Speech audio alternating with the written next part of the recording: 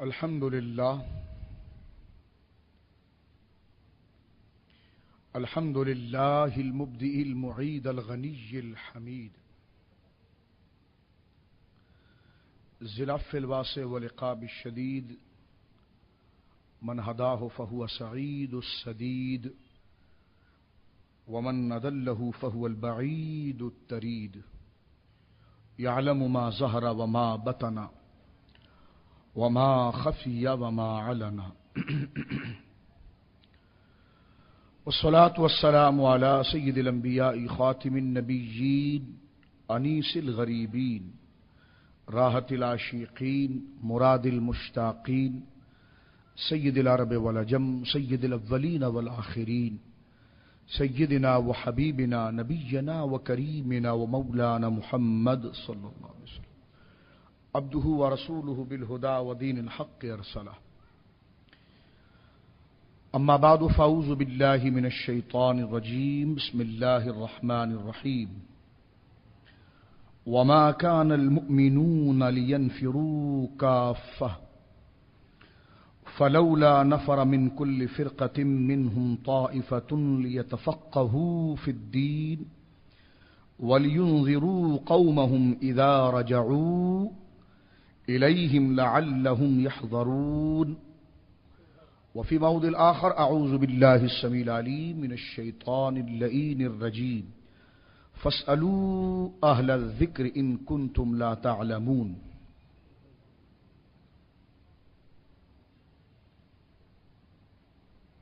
وقال النبي صلى الله تعالى عليه وسلم لو كان العلم معلقا عند السريا لا تناوله إلا رجل من أهل الفارس أو كما قال عليه الصلاة والسلام. عن أبي حنيفة رضي الله تعالى عنه عن أبي يوسف قال سمعت أبا حنيفة قال سمعت أنس بن مالك رضي الله تعالى عنه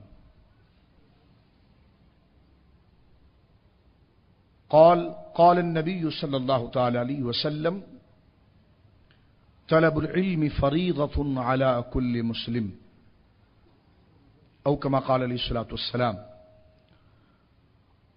وعن أبي يوسف وعن أبي حنيفة رضي الله تعالى عنه قال سمعت أنس بن مالك رضي الله تعالى عنه قال سمعت رسول الله صلى الله عليه وسلم الدال على خير كفاعله أو كما قال عليه الصلاة والسلام ببركة إن الله ملائكته يصلون على النبي يا أيها الذين آمنوا صلوا عليه وسلموا تسليما اللهم صل على سيدنا ومولانا محمد معدن الجود والكرم منبع العلم والحلم والحكم وآله وصحبه وبارك وسلم صلاة وسلام عليك يا رسول الله محبت سے درود پاک پڑھ لیجیے. اللهم صل على سيدنا وحبيبنا ومولانا محمد وبارك وسلم صلاة وسلاما عليك يا سيدي يا حبيبي يا رسول الله. فمبلغ العلم فيه أنه بشر وأنه خير خلق الله كلهم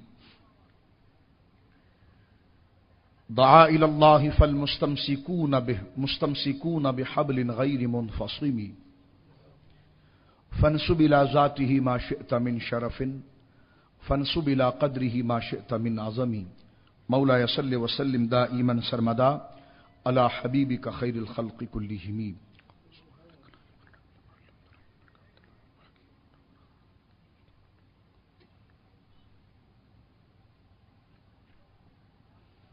اللہ کی حمد و ثنا نبی کریم صاحب سب تقریب باعث تخلیق ارض و سما صلی اللہ علیہ وآلہ آلہ وصحبہ وبارک وسلم کی بارگاہ مقدسہ میں انتہائی محبت و عقیدت کے ساتھ درود و سلام پیش کرنے کے بعد تمام تعریف اللہ وحدہ لا شریک کے لیے ہے.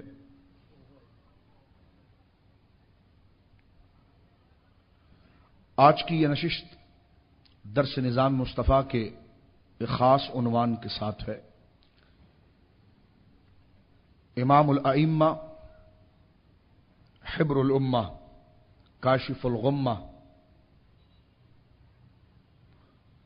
امام اعظم ابو حنیفہ رضی اللہ تعالی عنہ وارضاہ عنہ کی علمی خدمات کو خراج تحسین پیش کرنے کے لیے اور نظام مصطفیٰ کی جو تصویر، جو تنویر، جو حضرت امام اعظم ابو حنیفہ رحمۃ اللہ علیہ کے ذریعے اللہ رب العالمین نے آگے بڑھائی ہے، تو اس پر، اس نعمت کے حصول پر حضرت امام اعظم ابو حنیفہ کو خراج تحسین پیش کرنے کے لیے یوں تو شعبان المعظم کی ابتدائی تاریخیں حضرت امام اعظم ابو حنیفہ رحمۃ اللہ علیہ کی رحلت کی ہے، وصال شریف کی ہے، تو اس مناسبت سے نظام مصطفیٰ کی اس نظم کو آگے بڑھانے میں صحابہ کرام رضوان اللہ اجمعین کے بعد سب سے بڑا صحرا جس کے سر جاتا ہے وہ ہمارے امام سراج الامہ، حبر الائمہ، کاشف الغمہ، حضرت سیدنا امام اعظم ابو حنیفہ رضی اللہ تعالی عنہ وارضاہ عنہ کی شخصیت ہے۔ امت متفق اور مسلم اور یک زبان ہو کر آپ کو امام اعظم کے لقب سے یاد کرتی ہے، اور آپ کو امام اعظم میں بلکہ سلف کے جو اکابر گزر چکے ہیں، جن کی اتباع کا ہمیں حکم دیا گیا ہے، تو فقہاء، محدثین، مورخین حضرت امام اعظم ابو حنیفہ رحمۃ اللہ علیہ کی علمی جلالت اور ان کی گراں قدر خدمات کو خراج تحسین پیش کرتے ہوئے بیک زبان امت ان کو امام اعظم بھی کہتی ہے اور امام السلف بھی کہتی ہے، یعنی سلف جو اکابر ہمارے گزر چکے ہیں ان میں بھی اللہ رب العالمین نے انہیں امامت کا درجہ مرحمت فرمایا تھا۔ حضرت امام اعظم ابو حنیفہ کے منصب کی تفہیم ایک بہت بڑا موضوع ہے، اس کو سمجھنے کے لیے ایک نشست کافی نہیں ہے، لیکن آج کی نشست میں ہم آپ کی شخصیت مبارکہ کے اہم گوشے اور خاص طور پر آپ کی شخصیت مبارکہ سے متعلق جو شرائط اور معاملات ہیں اس میں سے چند چیزیں انشاءاللہ آپ کی خدمت میں پیش کریں گے۔ اللہ رب العالمین ہمیں اس کو سننے اور سمجھنے کی اور اس پر عمل کی توفیق عطا فرمائے۔ حضرات گرامی، علم دین حاصل کرنا یہ اسلام نے خاص طور پر مسلمانوں کو اس بات کا پابند کیا ہے کہ وہ علم حاصل کریں۔ اب علم کو حاصل کرنے کی دو صورتیں ہیں، ایک علم جس کو فرض عین قرار دیا گیا ہے اور ایک علم جس کو فرض کفایہ قرار دیا گیا ہے۔ ایک علم وہ ہے جسے ہر کلمہ گو مسلمان نے حاضر کرنا ہے اور حاصل کرنا ہے، اس میں اگر اس نے کوتاہی کی تو سخت گناہگار ہوگا، اور ایک علم ایسا ہے جو خاص تمام دین کا مغز، مکھن اور اصل ہے، اس کے لیے اللہ رب العالمین نے فرمایا کہ جو تم میں باصلاحیت لوگ ہوں، ذہین لوگ ہوں، فتین لوگ ہوں، وہ خاص اس علم کو حاصل کرنے کے لیے پورے مجمع سے نکلیں اور پھر اس علم میں مکمل عبور حاصل کریں۔ اور اس کے علاوہ جو علم ہے جس کو فرض عین کہا جاتا ہے، وہ علم ہر کلمہ گو مسلمان مکلف پر، عاقل پر اس کا علم حاصل کرنا فرض ہے، اور اگر وہ اس میں کوتاہی برتتا ہے اپنے منصب کے حوالے سے، اپنی ذمہ داری کے حوالے سے، تو وہ سخت گناہگار ہے۔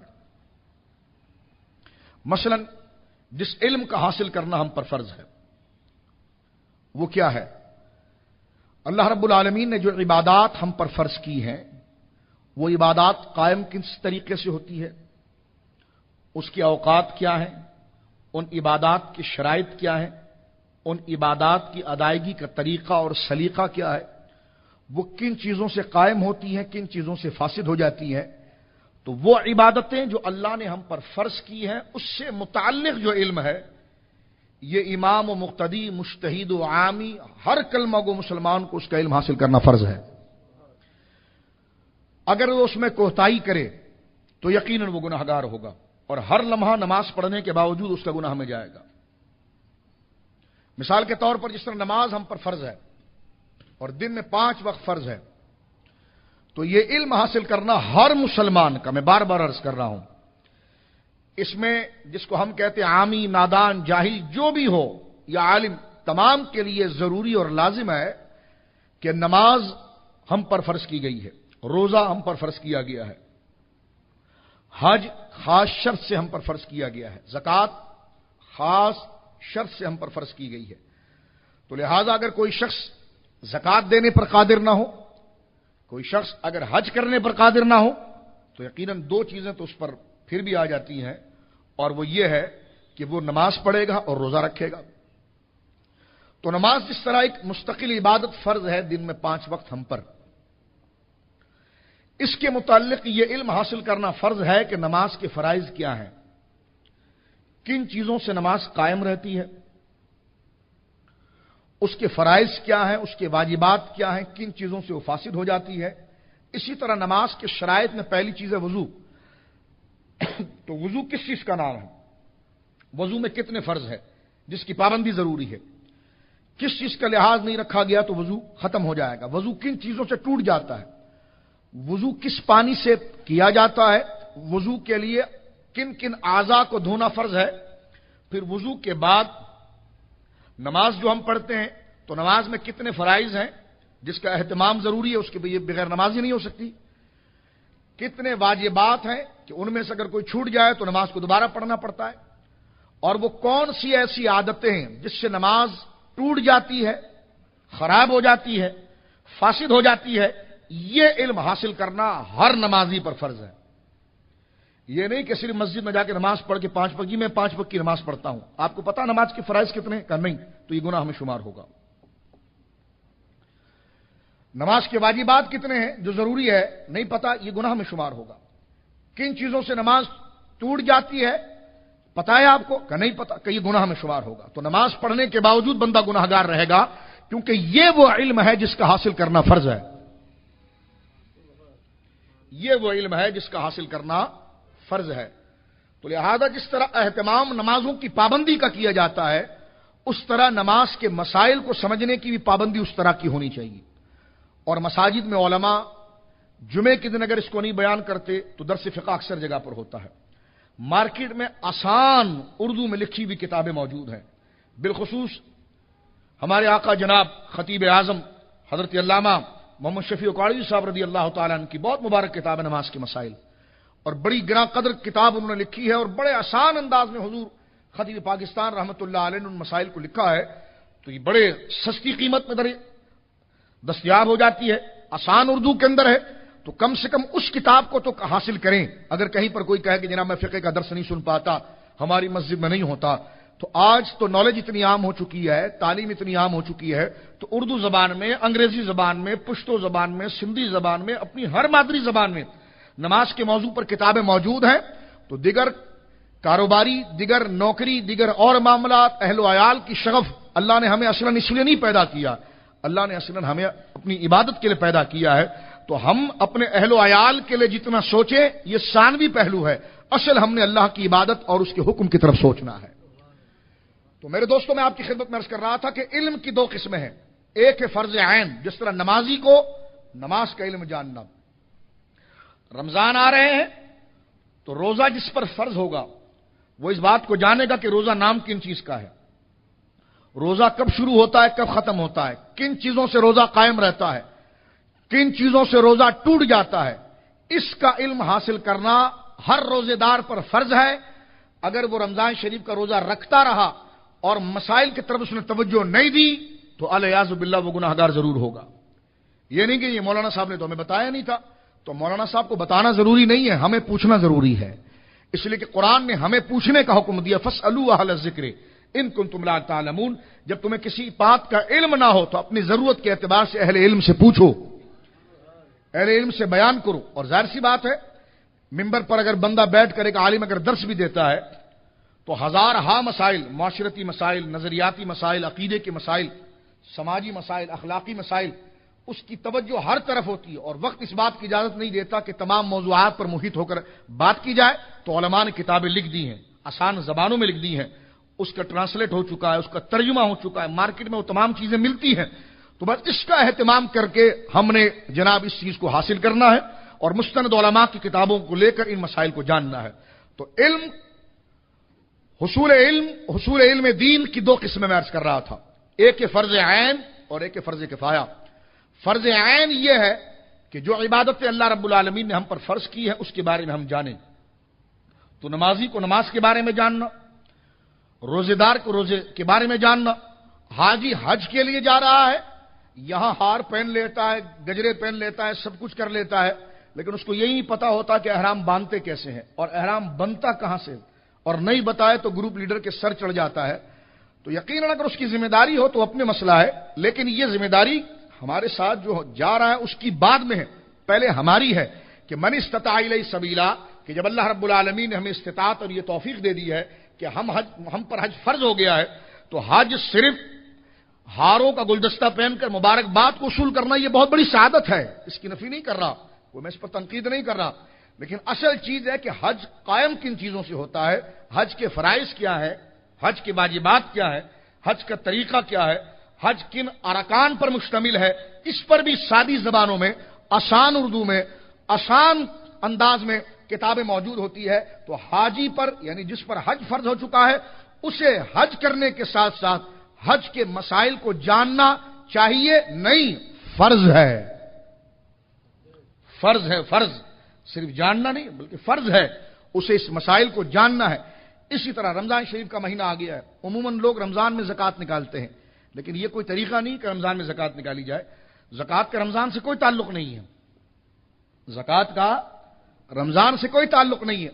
زکوٰۃ کا تعلق تو یہ ہولان ہول، جب آپ کے پاس نصاب چلا تھا، جس وقت آپ صاحب نصاب ہوئے تھے، اس وقت سے لے کر اب چاہے وہ سال جو ہے وہ رجب میں پورا ہو جائے، اس پر شعبان میں پورا ہو جائے، شوال میں پورا ہو جائے، ذی الحج میں پورا ہو جائے، جہاں سال پورا ہوگا وہیں پر زکوٰۃ فرض ہو جائے گی، اور زکوٰۃ کا ادا کرنا اسی وقت سے ضروری ہو جائے گا. ایک دن بھی تاخیر اس میں سخت گناہ ہوگی.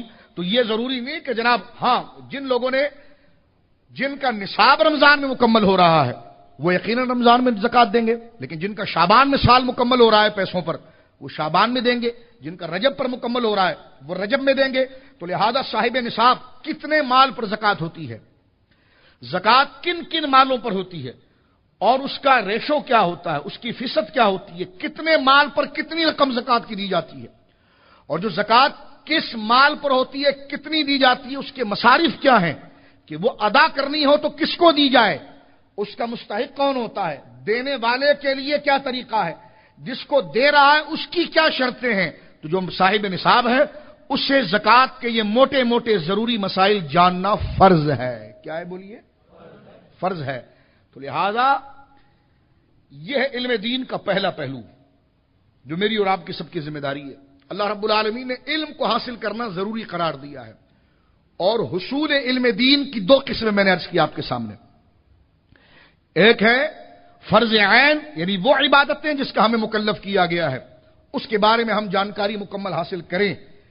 ضروری باتیں صرف اتنی باتیں کہ کس پر وہ کھڑی ہوتی ہے اور کس سے وہ خراب ہوتی ہے، اس کا علم حاصل کرنا ہم پر فرض ہے. ایک دوسرا علم جو ہے وہ فرض کفایہ ہے، وہ ہر ایک کے لیے فرض نہیں ہے، وہ ہر ایک کے لیے لازمی نہیں ہے. یعنی تمام احکام شریعہ یہ تو وہ تھے جو مسائل ہم تک پہنچے ہیں، ان مسائل کو، نماز کے مسائل کو ہم نے جاننا ہے، یہ فرض ہے. فرائض اور واجبات، روزے کے مسائل کو ہم نے جاننا ہے، جو فرائض ہے اور جو اس کے مفسدات ہے جس سے فاسد ہو جاتا ہے. زکوٰۃ کے مسائل کو ہم نے جاننا ہے کہ زکوٰۃ کتنے مال پر ہوتی ہے، کن پر ہوتی ہے، کن کن چیزوں پر ہوتی ہے، کس شرط کے ساتھ ہوتی ہے، کن کو دینا پڑتا ہے. اور یہ بہت سادہ سی بات ہے، کوئی اتنا لمبا چوڑا سلسلہ نہیں ہوتا ہے، 4 5 لفظوں پر مشتمل یہ بات ہے. یہ ضروری ہے. تو یہ تو ہر ایک مسلمان پر ضروری ہے، یہ تو فرض عین ہے. لیکن ایک فرض کفایہ علم ہے کہ جس کے عوام مکلف نہیں ہے، عوام اس کی جواب دہ نہیں ہے، عوام اس کی پابند نہیں ہے، بلکہ عوام تو عوام، علماء بھی اس کے پابند نہیں ہے. خاص طبقہ اہل علم میں جو بہت اونچے درجے کا ہے، جنہیں اللہ رب العالمین نے ذہانت اور علم کی بہت بڑی مہارت اور کمال والی وہ نعمت عطا فرمائی ہے. تو جو مسائل ہم جانتے ہیں وہ کس دلیل سے ثابت ہو رہا ہے، اس کی دلیل کیا ہے، اس کا اصل ماخذ کیا ہے، وہ قرآن کی کس آیت سے ثابت ہو رہا ہے. مثال کے طور پر نماز میں 7 فرض ہے، تو وہ فرض قرآن کی کس آیت سے آ رہا ہے، وہ احکام شریعہ جو ثابت ہو رہے ہیں وہ حضور کی کس حدیث سے ثابت ہو رہے ہیں. تو یہ اس کا علم حاصل کرنا یہ عوام کے لیے بھی نہیں ہے اور یہ علماء کے لیے بھی نہیں ہے، بلکہ خاص ان علماء کے لیے جو مجتہد ہیں ان پر یہ علم ہے۔ اور اللہ رب العالمین نے فرمایا کہ تم سارے کے سارے نہ ہی علم دین حاصل کرنے کے لیے نکل پڑو، اگر تم سبھی ان دلائل کو جاننے کے لیے اور احکام شریعہ کی پابندی اور باریکی کو جاننے کے لیے اگر تم سارے کے سارے نکل پڑو گے تو پھر یہ کاروبار کون کرے گا؟ کیونکہ اس علم کو حاصل کرنے کے لیے تو رات دن لگانا پڑتا ہے، اس کے لیے تو اپنی پوری زندگی لگانی پڑتی ہے۔ تو پھر یہ سارے معاملات اور یہ تمام جو دنیا کا نظم و ضبط ہے اس کو کیسے چلایا جائے گا؟ تو اس لیے علماء نے ذکر فرمایا کہ اس علم کا رتبہ ان کو حاصل ہوتا ہے جن میں اللہ رب العالمین اجتہاد کی طاقت رکھتا ہے، اجتہاد کی شرائط عطا فرماتا ہے۔ یہ شیعوں والا اجتہاد نہیں ہے کہ جناب وہ 2 دن کم میں لگا کر آئے تو مجتہد ہو جائے، اس کو اجتہاد نہیں کہتے۔ اجتہاد کے لیے قرآن مجید فرقان حمید کی ان تمام آیات کا اسے یاد ہونا ضروری ہے کہ جس سے شریعت ثابت ہوتی ہے۔ قرآن کریم فرقان حمید کی 500 آیتیں جس سے شریعت جاری ہوتی ہے۔ نبی پاک صلی اللہ علیہ وسلم کی 3500 حدیثیں ہیں جس سے شریعت جاری ہوتی ہے۔ پھر صرف ان آیتوں کا یاد ہونا ضروری نہیں، بلکہ ان آیت سے جو یہ مسائل نکالے جا رہے ہیں تو اس کا اصول کیا ہے، کیا ضابطہ ہے، کیا پیمانہ ہے، اگر کوئی چیز فرض ہے تو وہ کیوں فرض ہو جاتی ہے، اس کا پیمانہ کیا ہے کہ جس کی بنا پر اس کو فرض کہا جاتا ہے۔ اسی قرآن سے ایک حکم ثابت ہو تو فرض ہو، اسی آیت سے ثابت ہو تو واجب ہو، اسی آیت سے ثابت ہو جائے تو مستحب ہے۔ تو یہ فرق اور تمیز، یہ پیمانے جن میں اللہ رب العالمین علمی یہ صلاحیت اور تبحر عطا فرماتا ہے، جن میں اجتہاد کی یہ کیفیت ہوتی ہے، جنہیں مجتہد کہا جاتا ہے، ان کا یہ درجہ ہے کہ وہ قوم میں سے ہٹیں، نکلیں اور خاص طور پر دین کو سمجھنے کے لیے، قرآن و سنت سے مکمل آگاہی حاصل کرنے کے لیے، شرعی علوم اور احکام شریعہ کے دلائل کو جاننے کے لیے مکمل عبور حاصل کرے۔ اور یہ علم فرض کفایہ ہے، یعنی وہ علم اگر حاصل کر لیں گے تو وہ تمام کی طرف سے مکمل ہو جائے گا۔ میں اس کو اور طوالت نہیں کرتا تاکہ موضوع آگے چل سکے، موضوع ہمارا اجتہاد نہیں ہے۔ مثال کے طور پر آپ یوں سمجھیں گے کہ وہ مسائل جو غیر منصوص ہیں، ایک مسئلہ وہ ہے نص کہتے ہیں، نون اور صاد، نص کہتے ہیں ہماری اصول کی کتابوں کے اندر ما سیق الکلام لاجلہ، جس مقصد کے لیے کلام کو چلایا جاتا ہے۔ اللہ رب العالمین کا فرمان اور اس کے حبیب کے فرمان کو نص کہا جاتا ہے۔ تو جو چیز قرآن کے اندر واضح طور پر آ چکی ہے وہ تو واضح ہے، لیکن جس کا ذکر واضح طور پر نہیں ہے، اجمالاً ہے، اس کی کیفیت نہیں سمجھ میں آ رہی کہ وہ کہاں سے اور کہاں تک ہے۔ مثال کے طور پر قرآن کہتا ہے وَامْسَحُوا بِرُؤُوسِكُمْ، اپنے سروں کا مسح کرو۔ تو اب تو یہ بھی سر ہے، یہ بھی سر ہے، یہ بھی سر ہے، یہ ایک بال بھی سر کا حصہ ہے، یہ درمیان بھی سر ہے، یہ پورا سر ہے۔ تو وَامْسَحُوا بِرُؤُوسِكُمْ، اپنے سروں کا مسح کرو۔ تو کہاں سے مسح کریں، کتنا مسح کریں؟ اب ہے حکم قرآن کا لیکن اجمال ہے اس میں۔ تو اب ایسے علماء جو مجتہدین ہیں، جس میں حضرت امام اعظم ابو حنیفہ، حضرت امام شافعی، حضرت امام احمد، حضرت امام مالک، یہ اس درجے کے علماء ہیں، اور اس میں سب سے بڑا رتبہ حضرت امام اعظم ابو حنیفہ کا ہے کہ حضرت امام اعظم ابو حنیفہ نے قرآن کی آیات کو سمجھنے کے لیے اصول وضع کیے ہیں، پیمانے وضع کیے ہیں، ماسٹر کی وضع کی ہے کہ کسی مسئلے کو سمجھنا ہو، اجمال اور تفسیر کو کس طرح سمجھا جائے گا، مشترک و معول کو کس طرح سمجھا جائے گا، نص اور خفی کو کس طرح سمجھا جائے گا۔ تو یہ خاص اصولی بحث ان علماء کے سر جاتی ہے، اور پھر یہ علماء اس میں سارا وقت لگاتے ہیں۔ اللہ ان کو ذہنی صلاحیت اور قابلیت عطا فرماتا ہے کہ جس کے ذریعے وہ اس شریعت کے علم کو سرکار علیہ الصلوۃ والسلام کی متعدد احادیث کو سامنے رکھ کر شرعی مسائل کو نکالتے ہیں۔ یہ عام عوام کا کام بھی نہیں ہے، نہ یہ عام علماء کا کام ہے، نہ یہ بڑے بڑے علماء کا کام ہے، یہ خاص اس اونچی سطح کے علماء کا کام ہے جس کو مجتہد کہا جاتا ہے، یا انہیں آپ مجتہد فی المذہب کہہ دیں، یا مجتہد مطلق کہہ دیں، یا مجتہد فی المسائل کہہ دیں، یہ ان کا کام ہوتا ہے جو یہ کام مرحمت فرماتے ہیں۔ ایک بات اب آپ دیکھیں، میں یہاں پر ایک باریک نقطہ عرض کر کے آگے چلتا ہوں۔ کوئی چیز فرض ہے، کوئی چیز واجب ہے، کوئی چیز سنت ہے۔ قرآن اور حدیث سے، نبی پاک کی اداؤں سے کئی چیز ثابت ہو رہی ہیں، لیکن ایک ہی بات جو حضور سے ثابت ہو رہی ہے اس کو ہم فرض کہتے ہیں، ایک ہی بات حضور سے ثابت ہو رہی ہے ہم اس کو سنت کہتے ہیں، پھر سنت کی ہم دو قسمیں کر دیتے ہیں، یہ مؤکدہ ہے، یہ غیر مؤکدہ ہے، ٹھیک ہے؟ وہی بات حضور سے ثابت ہو رہی ہے، اس کو ہم واجب کہتے ہیں۔ تو اب یہ خاص علم مجتہد کے پاس ہوتا ہے، جو درجہ اجتہاد پر ہوتے ہیں، کہ جو بات حضور سے ثابت آ رہی ہے وہ ایک خاص طریقے سے آئے، ایک خاص شرائط سے آئے، ایک خاص سلسلے سے آئے، اس کا سلسلہ اس مضبوطی کا ہو، اس شرائط کا ہو، تو پھر وہ بات جو حضور سے ثابت ہو رہی ہے اس کو فرض کہا جائے گا۔ جو شرائط میں، ضابطے میں، تسلسل میں اس سے تھوڑے کم درجے کی ہوگی اور اس کے انکار کرنے والے کو، یعنی اس کو ترک کرنے والے کو جہنم کی وعید ہوگی، تو ہم اس کو فرض نہیں کہیں گے، واجب کہیں گے۔ تو یہ جو اصولی پیمانے ہیں، یہ مجتہد ان اصولوں کے ذریعے فرض کو پہچانتے ہیں، واجب کو پہچانتے ہیں، سنت کو پہچانتے ہیں۔ مانا کہ حضرت امام شافعی نے انہی اصول کے ذریعے، یہ پیمانے تھے، قرآن علم کا سمندر ہے، لیکن اس سے نکالنے کے، اس سے جواہر نکالنے کے جو پیمانے ہیں وہ فرض کا پیمانہ ہے، وہ واجب کا پیمانہ ہے، وہ سنت کا پیمانہ ہے، وہ مستحب کا پیمانہ ہے۔ حدیث کو سمجھنے کے لیے اس کے اصول کے پیمانے ہیں، خاص ہے، یہ عام ہے، یہ مشترک ہے، یہ مؤول ہے، یہ مفسر ہے، یہ خفی ہے، اس میں کیا معاملات ہوں گے۔ تو یہ سارے پیمانے ہیں علم کے مختلف، جس کے ذریعے قرآن و سنت کے سمندر سے علم حاصل کیا جاتا ہے۔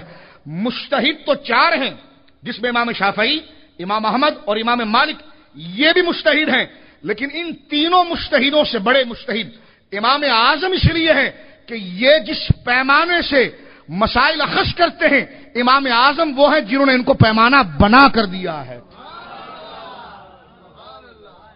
امام اعظم ابو حنیفہ وہ ہیں جو ان اصول کے موجد ہیں، ان اصول کو بنانے والے ہیں۔ امام اعظم ابو حنیفہ رحمۃ اللہ علیہ۔ اجتہاد پر مانا کہ گفتگو نہیں ہو رہی ہے، لیکن ایک بات میں آپ کی خدمت میں یہاں پر عرض کر دوں، کچھ مسائل ایسے ہیں جو قرآن و سنت میں واضح طور پر موجود نہیں ہیں، جیسے ٹیلی فون پر نکاح کرنا ہوگا کہ نہیں ہوگا، ٹیسٹ ٹیوب بیبی کا کیا مسئلہ ہے، لاؤڈ اسپیکر پر نماز ہوگی کہ نہیں ہوگی، ایسے درجنوں مرور زمانہ کے حوالے سے آج مسئلے اٹھ رہے ہیں، ٹھیک ہے؟ اس پر نہ قرآن میں اس کا ذکر ہے، نہ حدیث کے اندر اس کا ذکر ہے، نہ کوئی واضح آیت اس کی طرف مکمل جو ہے وہ صراحت کے ساتھ اشارہ کر رہی ہے، اور نہ کوئی واضح آیت اس کے متعلق ہمیں کوئی بات بتا رہی ہے۔ الکحل آمیز کی دوائیاں، آج اس کے بارے میں بحث و مباحثہ ہے کہ جناب الکحل تو خمر ہے، شراب کا حصہ ہے، لیکن وہ دوائی میں شامل کر دیا جائے۔ جس طرح کے آج کل فارمنگ کے اندر جو فیڈنگ دی جا رہی ہے، جو فیڈ دی جا رہی ہے مرغیوں کو، اس کے بارے میں مسئلہ ہے۔ تو یہ سارے وہ مسائل ہیں کہ اس کو اگر آپ اس صورت میں اگر ڈھونڈیں گے تو حضور کے دور میں تو یہ چیزیں تھی نہیں، تو پھر آپ کہاں سے ڈھونڈیں گے اس کو؟ تو ظاہر سی بات ہے اجتہاد کے کچھ پیمانے بنائے جاتے ہیں کہ اصل ماخذ ان کو رکھا جاتا ہے، اور اس میں اس جیسے مسائل جو آج پیدا ہو رہے ہیں اس کی علت اور وجہ وہاں تلاش کی جاتی ہے، اور وہ وجہ اور یہ وجہ اگر دونوں مشترک ہو جاتی ہے تو اس پر قیاس کر کے اجتہاد کا فتویٰ دے دیا جاتا ہے۔ لیکن یہ طریقہ کس کا ہے؟ یہ مجتہدوں کا ہے، اجتہاد کے ذریعے پر۔ پھر دوسری بات آپ یہ سن لیجئے کہ چار مجتہد مشہور ہیں، حضرت امام اعظم ابو حنیفہ، حضرت امام شافعی، امام مالک، امام احمد، یہ چار مجتہد جو ہے وہ بڑے مشہور ہیں۔ پانچواں مجتہد کیوں نہیں ہوا؟ دیکھیں اس میں اللہ رب العالمین کی بڑی حکمت ہے۔ ہم اہل سنت کہتے ہیں اجتہاد کا دروازہ بند نہیں ہوا ہے۔ اجتہاد کس کو کہتے ہیں ذرا یہ سن لیجیے آپ۔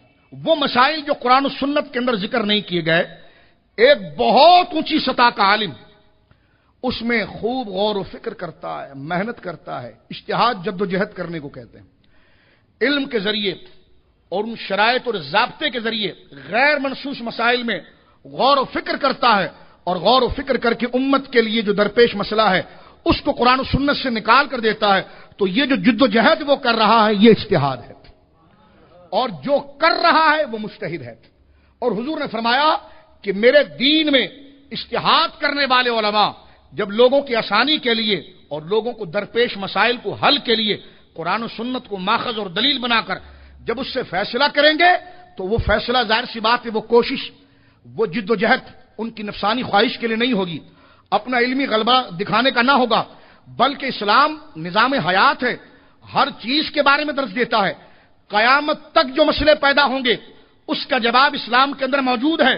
تو اس بات کی تکمیل کے لیے، اس دعوے کو پائے تکمیل تک پہنچانے کے لیے، اس دعوے کو شرمندہ تعبیر کرنے کے لیے جب مجتہد قرآن و سنت کو دلیل بنا کر پیش آمدہ مسائل کے حل کے لیے جب کوشش کرتا ہے تو نبی پاک فرماتے ہیں کہ مجتہد اگر فیصلہ کرنے میں غلطی کر جائے، اگر وہ صحیح فیصلہ کر گیا جیسے اللہ رسول چاہتے ہیں تو اسے اس فیصلے پر 2 اجر ملے گا، اور اگر وہ خطا بھی کر جائے تب بھی اسے 1 اجر ملے گا۔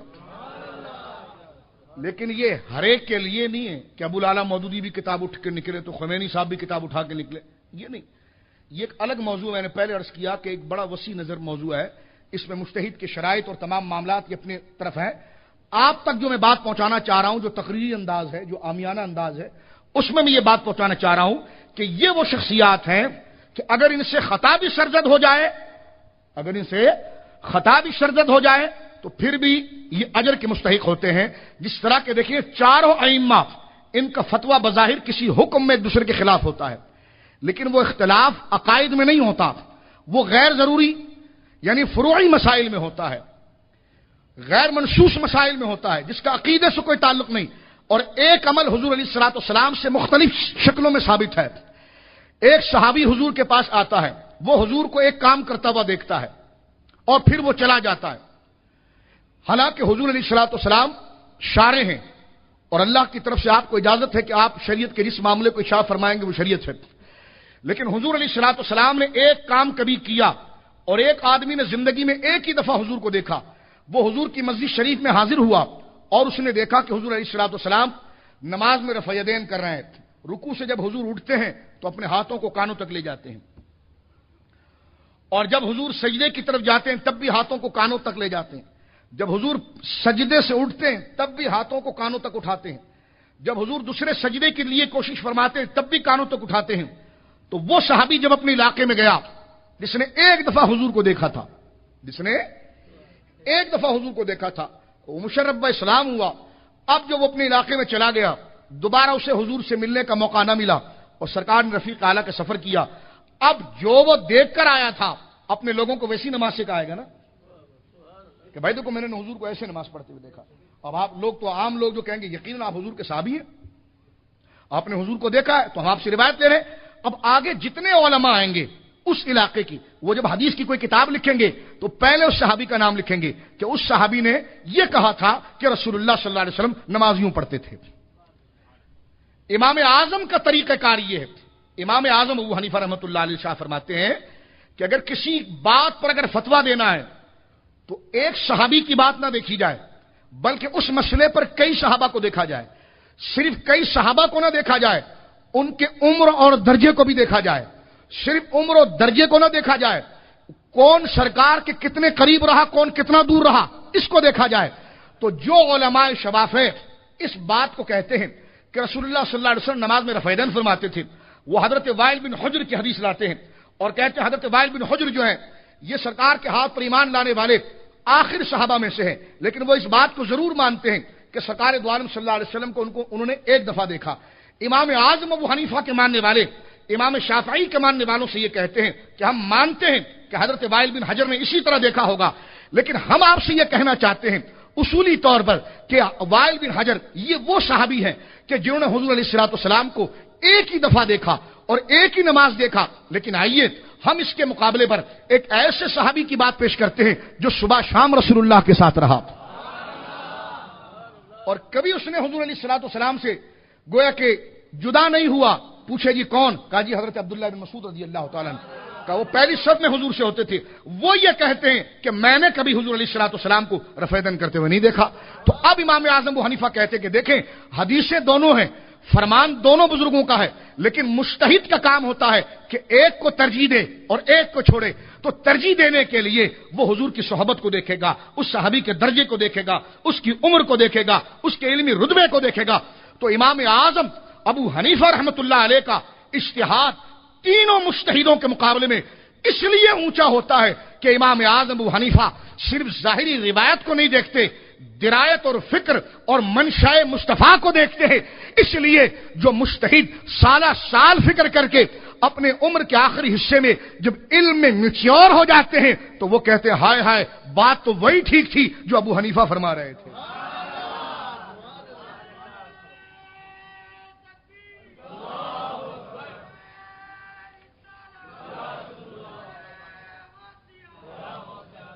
آپ سمجھ رہے ہیں ان کے اختلافات کیوں ہوتے ہیں؟ مجتہدین کے اختلافات کیوں ہوتے ہیں؟ اور یہ بات یاد رکھیے، یہ اختلاف رحمت ہے، کیونکہ آپ دیکھیں اگر ایک ہی فتویٰ ہوتا تو دوسری حدیث کب پڑھی جاتی، اگر ایک ہی آیت پر بات ہوتی تو دوسری بات پر کب بات ہوتی، اس صحابی کا ذکر کب آتا؟ تو حضور نے جو فرمانا اختلاف امتی رحمتن، میری امت کا اختلاف رحمت ہے، یعنی ہر قسم کے دلائل لا کر پڑے جائیں، اور اس میں اللہ رب العالمین نے بڑے سے بڑے ذی علم کو جس طرح ذی علم پر فضیلت دی ہے اس کا بھی درجہ پتا چلے، اور منشا رسالت امام صلی اللہ علیہ وسلم بھی پتا چل جائے۔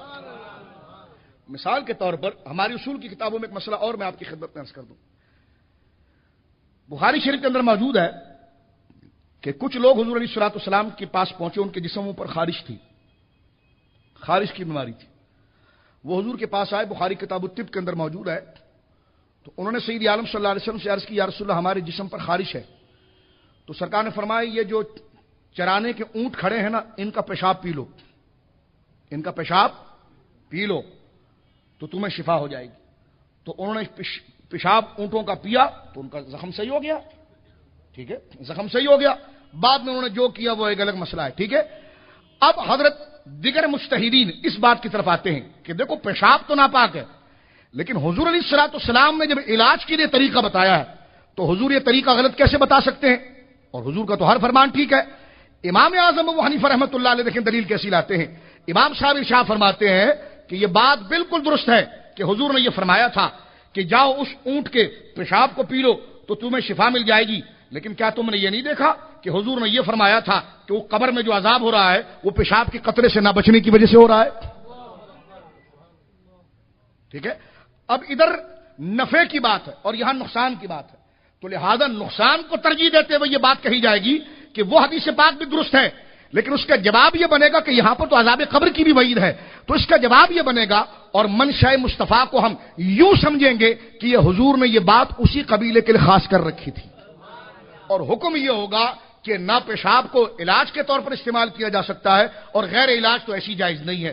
تو یہ حضرت امام اعظم کا منصب ہوتا ہے، اور منصب ہے کہ آپ روایت کے ساتھ ساتھ درایت کو دیکھتے ہیں، فکر دیکھتے ہیں، مزاج مصطفیٰ دیکھتے ہیں، اس وقت کا ماحول دیکھتے ہیں، سرکار کی گفتگو کا نتیجہ دیکھتے ہیں، سوال کرنے والے کی پوزیشن دیکھتے ہیں، سرکار کے جواب دینے کا انداز دیکھتے ہیں، سب چیز کو سامنے رکھتے ہیں، اور پھر جو جواب محمد فرماتے ہیں وہ یقیناً تحدیث نعمت کے لیے کہا جا سکتا ہے، اور حضرت امام اعظم کی ایک کرامت ہے، اللہ کا بڑا کرم ہے ان کا، پھر جو وہ فیصلہ کرتے ہیں وہ مزاج مصطفیٰ کے مطابق ہوتا ہے۔ اور ایک بات میں آپ کی خدمت میں عرض کر کے پھر میں آگے چلتا ہوں، ہر بندہ حدیث کو نہیں سمجھ سکتا، ہر بندہ حدیث کو نہیں سمجھ سکتا۔ اب اس میں شعبے بٹے ہوئے ہیں، ذرا توجہ رکھیے گا، شعبے بٹے ہوئے ہیں۔ قرآن کے علم کو، قرآن کو جاننے کے بھی کئی شعبے ہیں، اور اس میں کئی درجے ہیں، کئی اس کے کورسز بن جاتے ہیں، جیسا حفظ قرآن ہے، تفسیر قرآن ہے، علوم قرآن ہے، فصاحت کا علم الگ ہے، کلام کا علم الگ ہے۔ تو ایک صرف قرآن کے بارے میں اگر آئے تو جناب امام سیوطی نے 22 سے زیادہ علوم لکھے ہیں کہ جناب اس سے بھی زیادہ کئی علوم ہیں جو قرآن سے متعلق ہیں صرف۔ اسی طرح حدیث سے ہے، حدیث میں حضور کی ذات مبارکہ ہے، اس میں کئی درجے بن جاتے ہیں، پھر جو راوی بیان کر رہا ہے اس کو سمجھنے کے کئی درجے بن جاتے ہیں، پھر جو بیان کر رہا ہے اس کے شرائط کے کئی درجے بن جاتے ہیں، پھر جو وہ الفاظ لاتا ہے اس کے کئی درجے بن جاتے ہیں۔ تو الغرض یہ الگ الگ درجے ہیں۔ تو جو علماء، جو طبقہ قرآن کو زبانی یاد کرتا ہے اس کو حافظ قرآن کہتے ہیں۔ اسی طرح محدثین، ظاہر سی بات ہے قرآن کو بچانے کا طریقہ کیا ہے، توجہ رکھیے گا، قرآن کو بچانے کا طریقہ یہ ہے کہ اس کو زبانی یاد کر لیں آپ، یا تو اس کو لکھ لیں یا زبانی یاد کریں، اور دونوں طریقے امت پر آئے اور قرآن محفوظ ہو گیا، قرآن لکھا بھی گیا اور قرآن کو زبانی یاد بھی کرایا گیا، ٹھیک ہے۔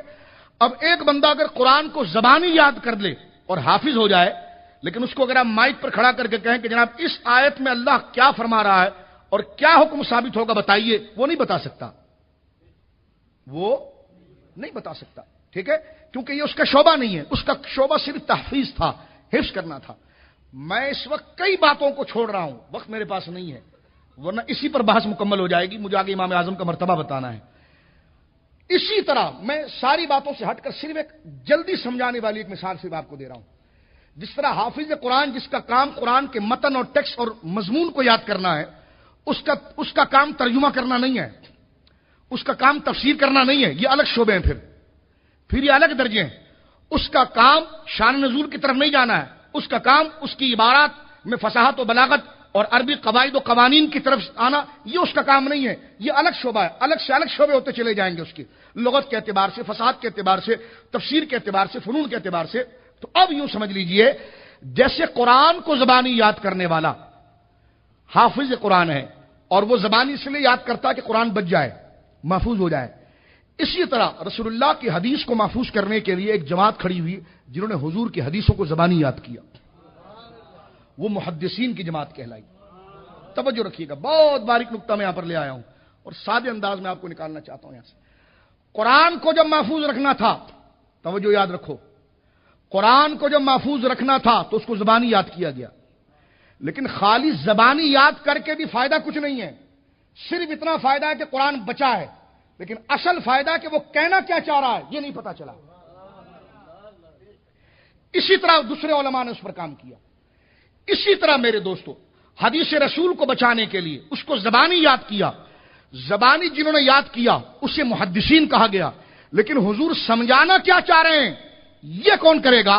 تو جس طرح قرآن کیا سمجھانا چاہتا ہے اور حدیث کیا سمجھانا چاہتی ہے، یہ تیسرے درجے کے علماء کا درجہ ہے، جو اصل میں رتبے میں ان دونوں سے بڑے ہیں۔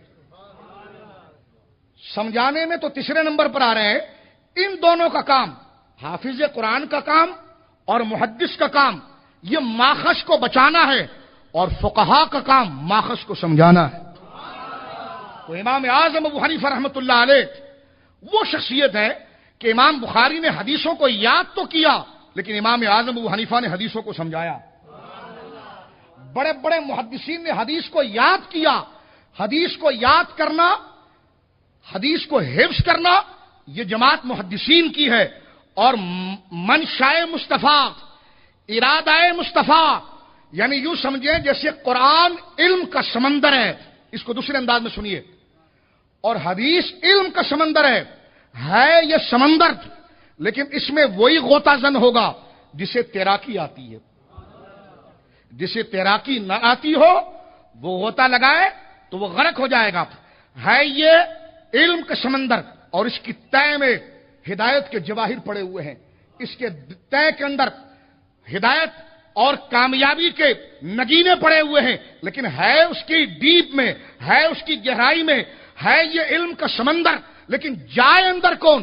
تو جو اس علم کے سمندر میں چھلانگ لگا کر غواصی کر لے اور اندر سے جواہر نکال کر لے آئے، اسے مجتہد اور فقیہ کہتے ہیں۔ سمجھ گئے آپ؟ تو یہ ایک آسان سی تعریف میں نے آپ کے سامنے اس لیے ذکر۔ اب سمجھ گئے فقیہ کس کو کہتے ہیں؟ مثال کے طور پر جس کو یوں بھی سمجھیں، ایک ہوتا ہے دودھ جمع کرتا ہے، ایک ہوتا ہے لسی پھینٹتا ہے، ایک ہوتا ہے مکھن نکال لیتا ہے۔ تو دودھ کا کمال کس چیز میں تھا؟ مکھن میں تھا، لیکن ان لوگوں دونوں طبقوں نے ماخذ تو لیا لیکن مکھن تک نہیں پہنچ پائے، اس لیے کہ ان میں صرف اتنی صلاحیت تھی کہ یہ ماخذ کو جمع کرے۔ خدا نے امام اعظم ابو حنیفہ جیسی شخصیت کو پیدا فرمایا کہ وہ اصل ماخذ سے مراد مصطفیٰ، مزاج مصطفیٰ اور دین کا نچوڑ اور مکھن جو اس کے جمع کرنے کا حاصل تھا وہ نکال کر پیش کر دے۔ یہ مرتبہ حضرت امام اعظم ابو حنیفہ جو حضور کی مراد کو سمجھے، حضور کے مزاج کو سمجھے، حضور کی مراد کو سمجھے، حضور علیہ الصلوۃ والسلام کی مزاج کو سمجھے۔ میں اس پر اکثر ایک مثال دیا کرتا ہوں، وہ صرف آسانی سے آپ کی خدمت میں رکھنا چاہتا ہوں۔ ہمارے فقہا نے اس بات کو لکھا ہے، جو فقیہ ہوتا ہے وہ محدث بھی ہوتا ہے، اس لیے کہ جو مکھن نکالنا جانتا ہوگا تو اس کو لسی پھینٹنا نہیں آئے گی، اسے دودھ کے بارے میں کچھ نہیں پتا ہوگا، تو اگر اس کو لسی اور دودھ کے بارے میں نہیں پتا ہوگا تو مکھن کو کیا پہچانے گا؟ تو جو نتیجہ نکالنا چاہتا ہے وہ اصل مضمون کو جانتا ہے۔ اسی لیے ہمیں امام ترمذی نے جگہ جگہ پر لکھا ہے کہ الفقیہ عالم بمان الحدیث، محدث جو ہوتا ہے، جو حدیث کو رٹتا ہے، حدیث کو رٹتا ہے، رٹاتا ہے، زبانی یاد کرتا ہے، وہ حدیث کو رٹ تو سمجھتا ہے، الفاظ کو تو جمع کر لیتا ہے، لیکن جو کہا جا رہا ہے اس تک اس کی رسائی نہیں ہوتی ہے، اس تک اس کی رسائی فقہا کی ہوتی ہے۔ اس لیے امام ترمذی فرماتے ہیں کہ الفقیہ اعلم بمان الحدیث، فقہا ہی فقیہ ہی حدیث کے معنی کو سب سے زیادہ جاننے والا ہوتا ہے. وہ فقیہ حدیث نہیں پڑھے گا لیکن وہ مسئلہ بیان کرے گا, اور مسئلہ وہی بیان کرے گا جو محدث حدیث پڑھ رہا ہے. امام اعظم کے پاس جب لوگ آتے آپ سے مسئلہ پوچھتے تو آپ جواب دیتے. وہ پوچھتے آپ نے جواب کہاں سے لایا؟ فرمایا جو حدیث تو نے پڑھی اسی سے نکالا ہے. وہ کہتا ہاں یہ تو ایسے ہی ہے, مجھے تو آج تک یہ سمجھ میں نہیں آیا. تو فقہا کی وہ شان ہوتی ہے کہ وہ اصل مغز کو حاصل کر لیتے ہیں. مثال کے طور پر ایک مثال ہمارے علماء نے دی ہے. فاضل بریلوی رضی اللہ تعالیٰ عنہ کے خلیفہ اعظم ہیں, بہت بڑے فقیہ اور محدث ہیں. حضرت قبلہ سید ابو نور بشیر رضی اللہ تعالیٰ عنہ کے والد گرامی, اللہ ان کے درجات بلند فرمائے, انہوں نے امام احمد رضا کے دور پاک کے اندر سیالکوٹ غیر مقلدوں کا مرکز تھا, بالخصوص امرتسر.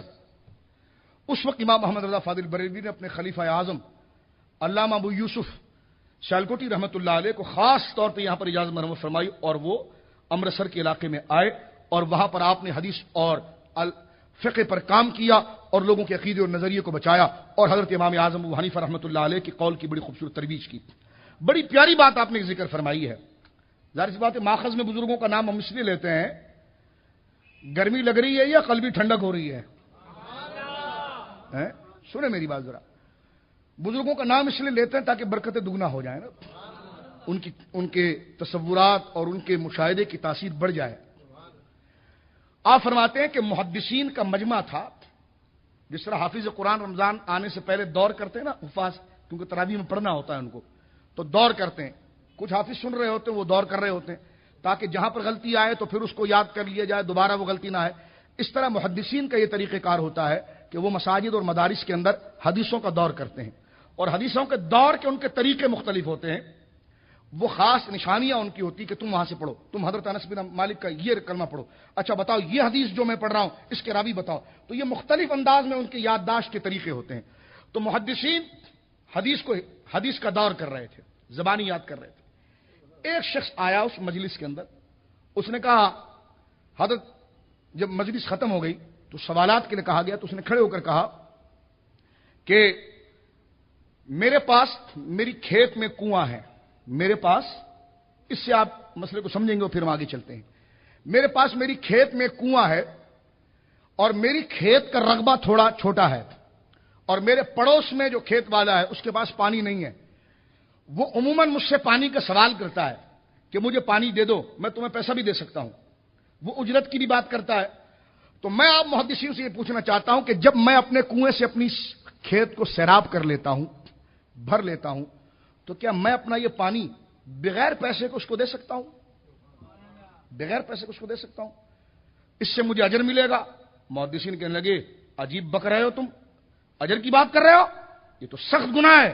اس نے کہا جس میں گناہ کیا ہے, پانی میرا دوست ہے, میرا, وہ مجھے پیسہ دینا چاہتا ہے, لیکن میں چاہتا ہوں کہ بغیر پیسے کے اس کی کھیت میں اپنے کنویں کا پانی ڈال دوں.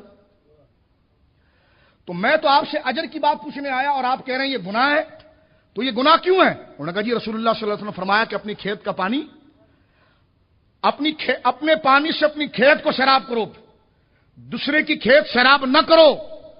تو کہیں تو حدیث میں موجود ہے, منع ہے, لکھا ہوا موجود ہے, حضور نے فرمایا ہے.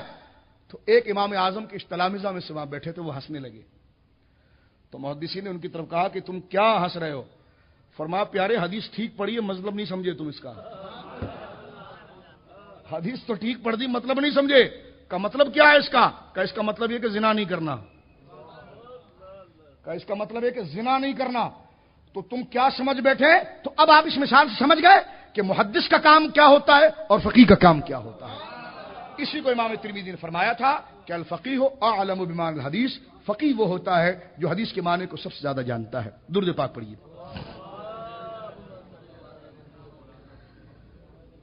اب میں مختصر کر کے آگے چلتا ہوں تاکہ جو تھوڑا سا وقت ہمارے پاس رہ گیا, بلکہ وقت کافی ہوتا جا رہا ہے, امام اعظم کو خراج تحسین پیش کرنے کے لیے چند بنیادی باتیں میں آپ کی خدمت میں عرض کروں گا. اب آئیے قرآن کریم کیا کہتا ہے اس حوالے سے. سارا مضمون آپ سمجھ گئے, علم کی دو قسمیں میں نے کی سمجھ گئے, اس میں درجے آپ نے علماء کے سمجھ گئے ہیں. لیکن میں نے پھر کہا کہ اجتہاد میرا موضوع نہیں ہے, اجتہاد پر الگ گفتگو کریں گے, ورنہ نیٹ پر اگر آپ جائیں یہاں پر کیسی پڑی ہوگی. الحمدللہ غیر مقلدوں کے جواب میں گارڈن میں نے 5 گھنٹہ اجتہاد پر تقریر کی ہے, ان کے سوال کے جوابات بھی ہے. وہ تقریر آپ جلدی اس لیے سمجھیں گے کہ وہ سوال اور جواب کے ساتھ تھا، انہوں نے مناظرے کا چیلنج کیا تھا، ہم وہاں پر پہنچے، وہ نہیں آ سکے، اور 5 گھنٹے کی وہ گفتگو تھی، اور ہم نے کوئی کمال نہیں کیا، بزرگوں نے جو مسئلہ لکھا تھا اس وقت ہمیں موقع مل گیا جمع کر کے بیان کرنے کا، تو وہ 5 گھنٹے کی تقریر گویا کہ موجود ہے، اس کو آپ سنیں گے تو آپ کو یہ مزید کلیئر ہو جائے گا موضوع کہ اجتہاد کیا ہے، تقلید کیا ہے، مسائل کیا ہے، وہ تمام چیزیں اس کے اندر موجود ہیں۔ یہاں پر صرف ایک مسئلہ آپ کی خدمت میں سر دست یہ عرض کر دوں میں آپ کے سامنے، اب قرآن کریم کیا کہتا ہے؟ علم کی 2 قسمیں میں نے آپ کے سامنے پیش کی، علماء کے طبقے ذکر کی۔ اب قرآن کہتا ہے سورۃ التوبہ آیت نمبر 122 122، سورۃ التوبہ ترتیب مصحف کے اعتبار سے قرآن کی 9ویں سورت ہے، اور اس کی آیت نمبر 122 ہے۔ اب اللہ رب العالمین شاہ فرماتا وما کان المؤمنون لینفروا کافہ، اور یہ تو نہیں ہو سکتا کہ اللہ تعالیٰ کی راہ میں تمام مسلمان روانہ ہو جائے علم دین کے لیے۔ اگر سب روانہ ہو جائیں گے تو کام کاج کون کرے گا؟ یہ علاقے تو کھنڈر ہو جائیں گے، شہر پورا جنگل بن جائے گا۔ اگر سب نے یہ کام کرنا ہے، سبھی یہ کریں گے تو کھانا کہاں سے آئے گا، فصلیں کہاں سے ہوگی، کاروبار کیسا چلے گا، ضروریات زندگی کیسے گزرے گی؟ تو یہ اللہ خود فرما رہا ہے وما کان المؤمنون لینفروا کافہ، اور یہ تو نہیں ہو سکتا کہ اللہ کی راہ میں طلب علم کے لیے، توجہ چاہتا ہوں، سارے مسلمان نکل پڑیں۔ کس علم کے لیے؟ جو فرض کفایہ ہے۔ ایک علم تو وہ ہے جس کو سب نے حاصل کرنا ہے، لیکن یہ وہ علم ہے جو احکام شریعہ کے دلائل کو جاننا ہے، اور دلائل کو جان کر اتنا میچور، اتنا مدبر ہو جانا ہے کہ پھر قیامت تک آنے والے مسائل کا جواب لکھنا ہے۔ اور آج بھی الحمدللہ امام اعظم ابو حنیفہ رحمۃ اللہ علیہ کا فقہ امتیازی فقہ ہے کہ آج اس دنیا کے اندر تقریباً 65% سے زیادہ علاقہ امام اعظم کے مقلدوں کا ہے۔ ہندوستان، پاکستان، انڈونیشیا، اسی طرح انڈونیشیا کا علاقہ اور عرب کے کئی علاقے، بڑے بڑے علاقے، خطے، یعنی اگر آپ چاروں اماموں کو رکھیں تو تینوں اماموں کے علاقے اور ان کے ماننے والے تقلید کے اندر تقریباً 32 سے 35% بنتے ہیں، اور امام اعظم ابو حنیفہ رحمۃ اللہ علیہ کے مقلدین پوری دنیا کے اندر پوری ریاستیں ہیں، جیسا پاکستان ہے، جیسا انڈونیشیا ہے، ٹھیک ہے، جس طرح کے بنگلہ دیش ہے، افغانستان ہے، تو اس طرح 65% مسلمان حضرت امام اعظم کے فقہ کو فالو کرتے ہیں، اور جو فقہ کا انکار کرتے ہیں، امام اعظم کے خلاف بات کرتے ہیں، وہ آٹے میں نمک کے برابر بھی نہیں ہے، وہ غیر مقلد آٹے میں نمک کے برابر بھی نہیں۔ ان کے فتاوے ہمارے پاس موجود ہے، فتاوی سلفیہ میرے پاس ہے، ٹھیک ہے، اسماعیل گجروی کا، اور فتاوی اہل حدیث ہمارے پاس ہے، عبداللہ روپڑی کا، فتاوی علماء حدیث ہے، فتاوی نظیریہ ہے، یہ بڑے بڑے فتاوے ہیں۔ جب ان سے لوگ روزمرہ کے مسئلے پوچھتے ہیں تو اب ہر مسئلہ تو حدیث میں ملے گا نہیں، تو پھر یہ کتاب امام اعظم کے مقلدوں کی کتابوں سے جواب دیتے ہیں کہ دراصل شامی میں یوں لکھا ہے، عالمگیری میں یوں لکھا ہے، تو میں نے کہا ذرا شرم کرو نا، تم کہتے ہو تقلید شرک ہے اور جو مقلد ہوتا ہے وہ کافر ہوتا ہے، تو پھر حوالے تم ساری شریعت ہماری کتابوں سے ثابت کرو، تو تم نے بھی اس بات کو مانا کہ کام علم کا تو مقلدوں نے کیا ہے، علم کا جو کام ہوا ہے وہ مقلدوں میں ہوا ہے۔ احناف نے کیا ہے، شوافع نے کیا ہے، حنابلہ نے کیا ہے، اور مالکیہ نے کیا ہے، چاہے حدیث کا کام ہو، چاہے تفسیر کا کام ہو، چاہے حدیث کا کام ہو۔ آپ دیکھیے کہ اجماعی طور پر آپ کو غیر مقلد کوئی نظر نہیں آئے گا، وہ کسی نہ کسی امام کے مقلد ضرور ہوں گے۔ تو یہ کتنی بڑی بے وقوفی اور ڈھٹائی ہے، کہا جاتے ہیں کہ جناب تقلید کرنا شرک ہے۔ اب آئیے اس قاعدے کو سنیے، اللہ فرماتا ہے ہم یہ نہیں کہتے کہ ہماری راہ میں علم دین حاصل کرنے کے لیے سب کے سب نکل پڑو، بلکہ فرمایا سنو، یعنی اجتہاد کے لیے فلولا نفر من کل فرقۃ منہم، بلکہ ہم یہ کہتے ہیں ایسا کیوں نہیں ہوا کہ ان کے ہر گروہ میں سے ایک جماعت نکلے۔ اور اللہ رب العالمین شاہ فرماتا فلولا نفر من کل فرقۃ منہم طائفہ، ان تمام لوگوں میں سے جو ذہین فتین لوگ ہیں وہ چن چن کر نکلے اور آئے ایک جماعت، اور پھر وہ اللہ کی راہ میں نکلے لیتفقہوا فی الدین، اور خوب دین کی سمجھ حاصل کریں۔ یعنی عوامی طبقہ کاروبار میں لگا ہوا ہے، اپنے کام میں لگا ہوا ہے، اور یہ طبقہ نکلا ہے اللہ کی راہ میں، جس طرح یہ مجتہدین کا طبقہ ہے، انہوں نے پورا کمال اس میں حاصل کر لیا۔ کر لیا کہاں؟ فرما اب کیا کریں؟ اب اللہ فرماتا ہے وَلْيُنذِرُوا قَوْمَهُمْ إِذَا رَجَعُوا، جب لوٹ کر آئیں تو پھر یہ قوم کو ڈرائیں، قوم کو مسئلے بتائیں، قوم کو بولیے۔ اللہ فرماتا ہے وَلْيُنذِرُوا قَوْمَهُمْ إِذَا رَجَعُوا إِلَيْهِمْ، جنہوں نے فقہ حاصل کر لیا، کمال حاصل کر لیا، تو جب وہ لوٹ کر آئے تو جو یہاں پر موجود تھے عامی، ان کو یہ مسئلہ بتائیں. اسی کو تقلید کہتے ہیں کہ جو مجتہدین ہیں جب وہ قرآن و سنت میں کمال حاصل کر لیتے ہیں تو عامی کا کام یہ ہے کہ خود قرآن کھول کر حدیث کھول کر مسئلے نہ ڈھونڈیں، بلکہ جو کر آئے ہیں اللہ فرماتا ہے وہ آ کر بتائیں. تو ان کا بتانا جب فرض ہے تو ہمارا قبول کرنا فرض ہے، اور اسی سلسلے کو تقلید کہا جاتا ہے. اسی سلسلے کو کیا کہا جاتا ہے بولیے؟ تقلید. تقلید کا معنی یوں سمجھ لیجیے آسان انداز میں کہ غیر منصوص مسائل میں مجتہدین کے علم پر اعتماد کرنا اور یہ بھروسہ کرنا. تقلید سراسر اعتماد کا نام ہے. سراسر کس چیز کا نام ہے بولیے؟ یعنی اعتماد. مثال کے طور پر قرآن و سنت جو ہے وہ علم کا سمندر ہے اور جواہرات اندر ہیں. ہم چھلانگ ماریں گے تو ڈوب جائیں گے. ہم نے دیکھا کہ امام اعظم ابو حنیفہ تیراک ہیں اور غواص ہیں. ہم نے ان کی تیراکی پر بھروسہ کیا اور ہم کھڑے ہو گئے. ہم نے کہا ہمارے مسائل نکال کے لائیں. اب ان کا کام تھا چھلانگ مارنا، ہمارا کام تھا کنارے پر کھڑے رہنا. اب انہوں نے غواصی فرمائی اور اندر سے جواہر لا کر دیے. انہوں نے اپنا فرض ادا کیا. اب ہمارا کام تھا کہ یہ کوئی پتھر محض لا کر نہیں دے رہے ہیں، یہ کوئی پلاسٹک کے بنے ہوئے پیمانے لا کر نہیں دے رہے ہیں. ان کے تقوی، ان کے علم پر ہم نے اعتماد کیا اور جو انہوں نے بتایا ہم نے اس پر دلیل کا مطالبہ نہیں کیا، اس لیے کہ ہم ان پر بھروسہ کرتے تھے. ان سے ہم نے وہ علم حاصل کر لیا. اسی کو تقلید کہتے ہیں. اسی کو کیا کہتے ہیں بولیے؟ اسی کو میرے دوستو تقلید کہتے ہیں. اور اسی کو امام سیوطی نے کئی تعریفات میں ایک تعریف سمجھایا کہ قبول القول المجتہد ویعمل به بلا دلیل او کما قال. فرمایا مجتہد کے قول کو لے لینا. عوام کا کام ہے کہ مجتہد کے قول کو لے لینا اور اس پر دلیل کا مطالبہ نہ کرنا. یہ تقلید ہے. مثال کے طور پر آپ اپنی مسجد کے امام صاحب کے پاس جاتے ہیں. اس کی ایک نظیر بتاتا ہوں. آپ پوچھتے ہیں امام صاحب میرے ساتھ یہ مسئلہ ہو گیا ہے، ذرا مجھے بتائیے میں اب کیا کروں. وہ کہیں گے جناب یہ کر لو. تو آپ کہیں گے بتاؤ قرآن میں کہاں لکھا بتاؤ، حدیث میں کہاں لکھا بتاؤ. آپ یہ نہیں پوچھیں گے. آپ کہیں گے ٹھیک ہے امام صاحب بتا رہے ہیں، ٹھیک بتا رہے ہیں. امام صاحب بتا رہے ہیں، قرآن سنت کو پڑھے ہوئے آدمی ہے، جو بتا رہے ہیں ٹھیک بتا رہے ہیں. تو یہ جو عمل ہے کہ ان پر اعتماد کر کے آپ نے علم لیا اور دلیل کا مطالبہ نہیں کیا. دلیل کا مطالبہ نہ کرنا یہ نہیں تھا کہ اس مسئلے پر دلیل نہیں ہے. دراصل آپ نے اعتماد اتنا کیا ہے، وہ اعتماد ہی سب سے بڑی دلیل تھی کہ آپ نے دلیل کا مطالبہ نہیں کیا. وہ بھی گپ مارتا ہے اور غلط بات کرتا ہے. کہتا ہے کہ جناب تقلید تو وہ ہے جس پر دلیل ہی نہیں ہے. میں نے کہا تو تقلید اگر شرک ہے اور تقلید اگر بیکار ہے تو تمہاری کتابوں میں سارے فقہا کو تم رحمت اللہ علیہ کیوں لکھتے ہو؟ ان کی کتابوں سے فتوے کیوں دیتے ہو؟ کوئی کافر و مشرک کی کتابوں سے فتوے دیے جاتے ہیں تو صرف اندھوں میں کانا راجا بننے کے لیے اور اصل اور خاص لوگوں کی مخالفت کر کے خود کو مشہور کرنے کا ایک ڈرامہ ہے.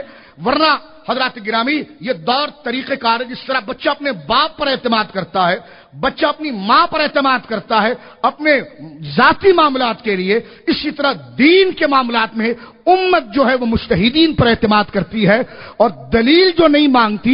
اس کا یہ مطلب نہیں ہوتا کہ اس پر دلیل نہیں ہے.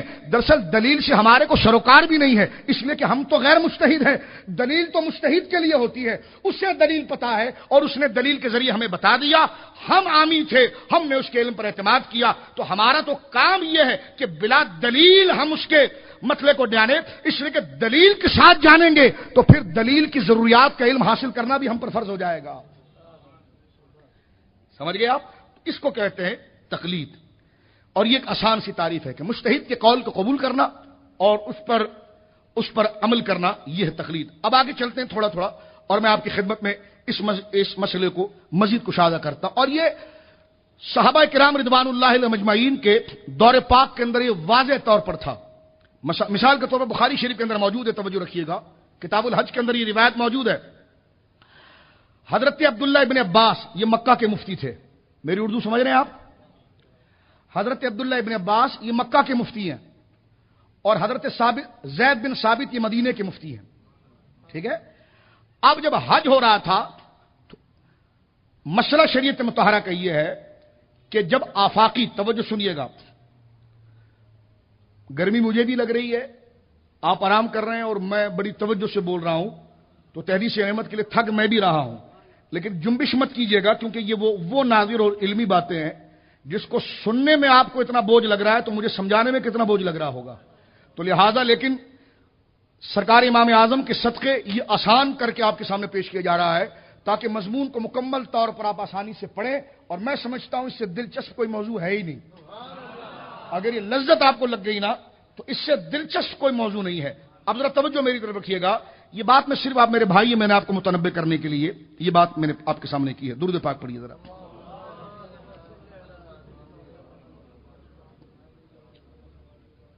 محبت سے درود پاک پڑھیے گا.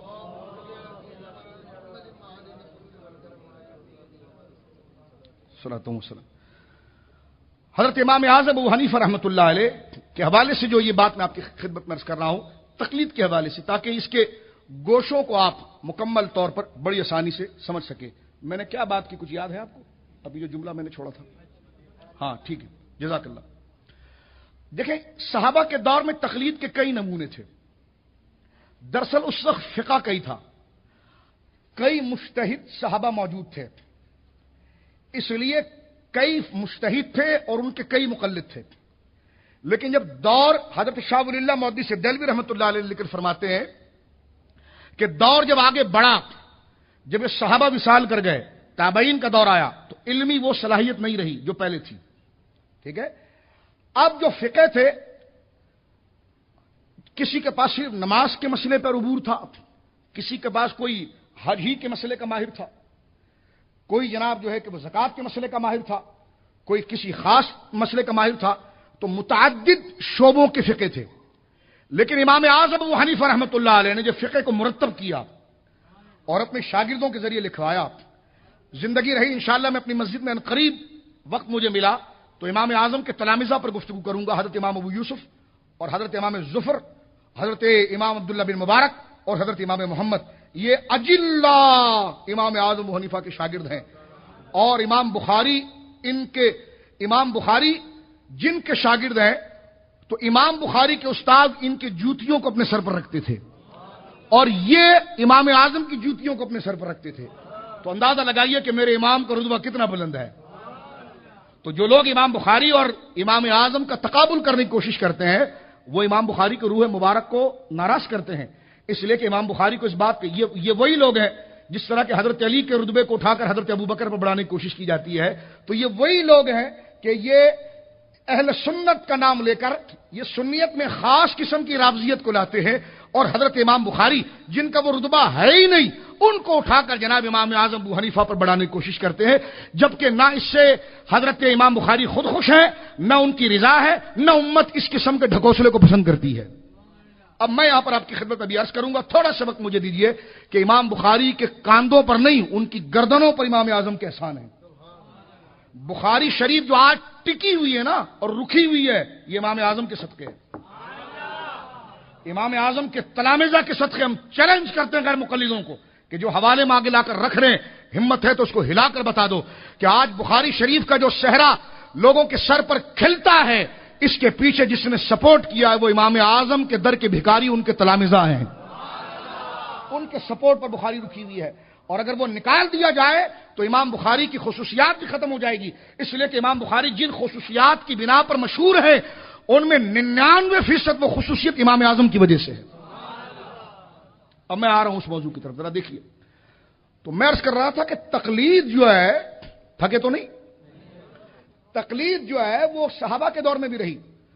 میں عرض کر رہا تھا کہ مختلف فقہ کے مکتب تھے. کوئی زکوٰۃ میں ماہر ہے تو اس کے دلائل کو جانتا ہے، تو دوسرے کو جانتا ہے. لیکن امام اعظم ابو حنیفہ جو تابعی ہیں، جنہوں نے صحابہ کی زیارت کی ہے، جب انہوں نے باقاعدہ ایک کلاس اور ایک انسٹیٹیوٹ تیار کیا اور تلامذہ کو تیار کیا، اس کو منجا اور اس میں مجتہد تیار کیے، تو باقاعدہ لکھنے کا طریقہ ایجاد ہوا، فقہ مرتب ہوا. تو جو چیدہ فقہ تھے وہ رہے، لیکن امام اعظم کا فقہ بہت محیط ہو گیا.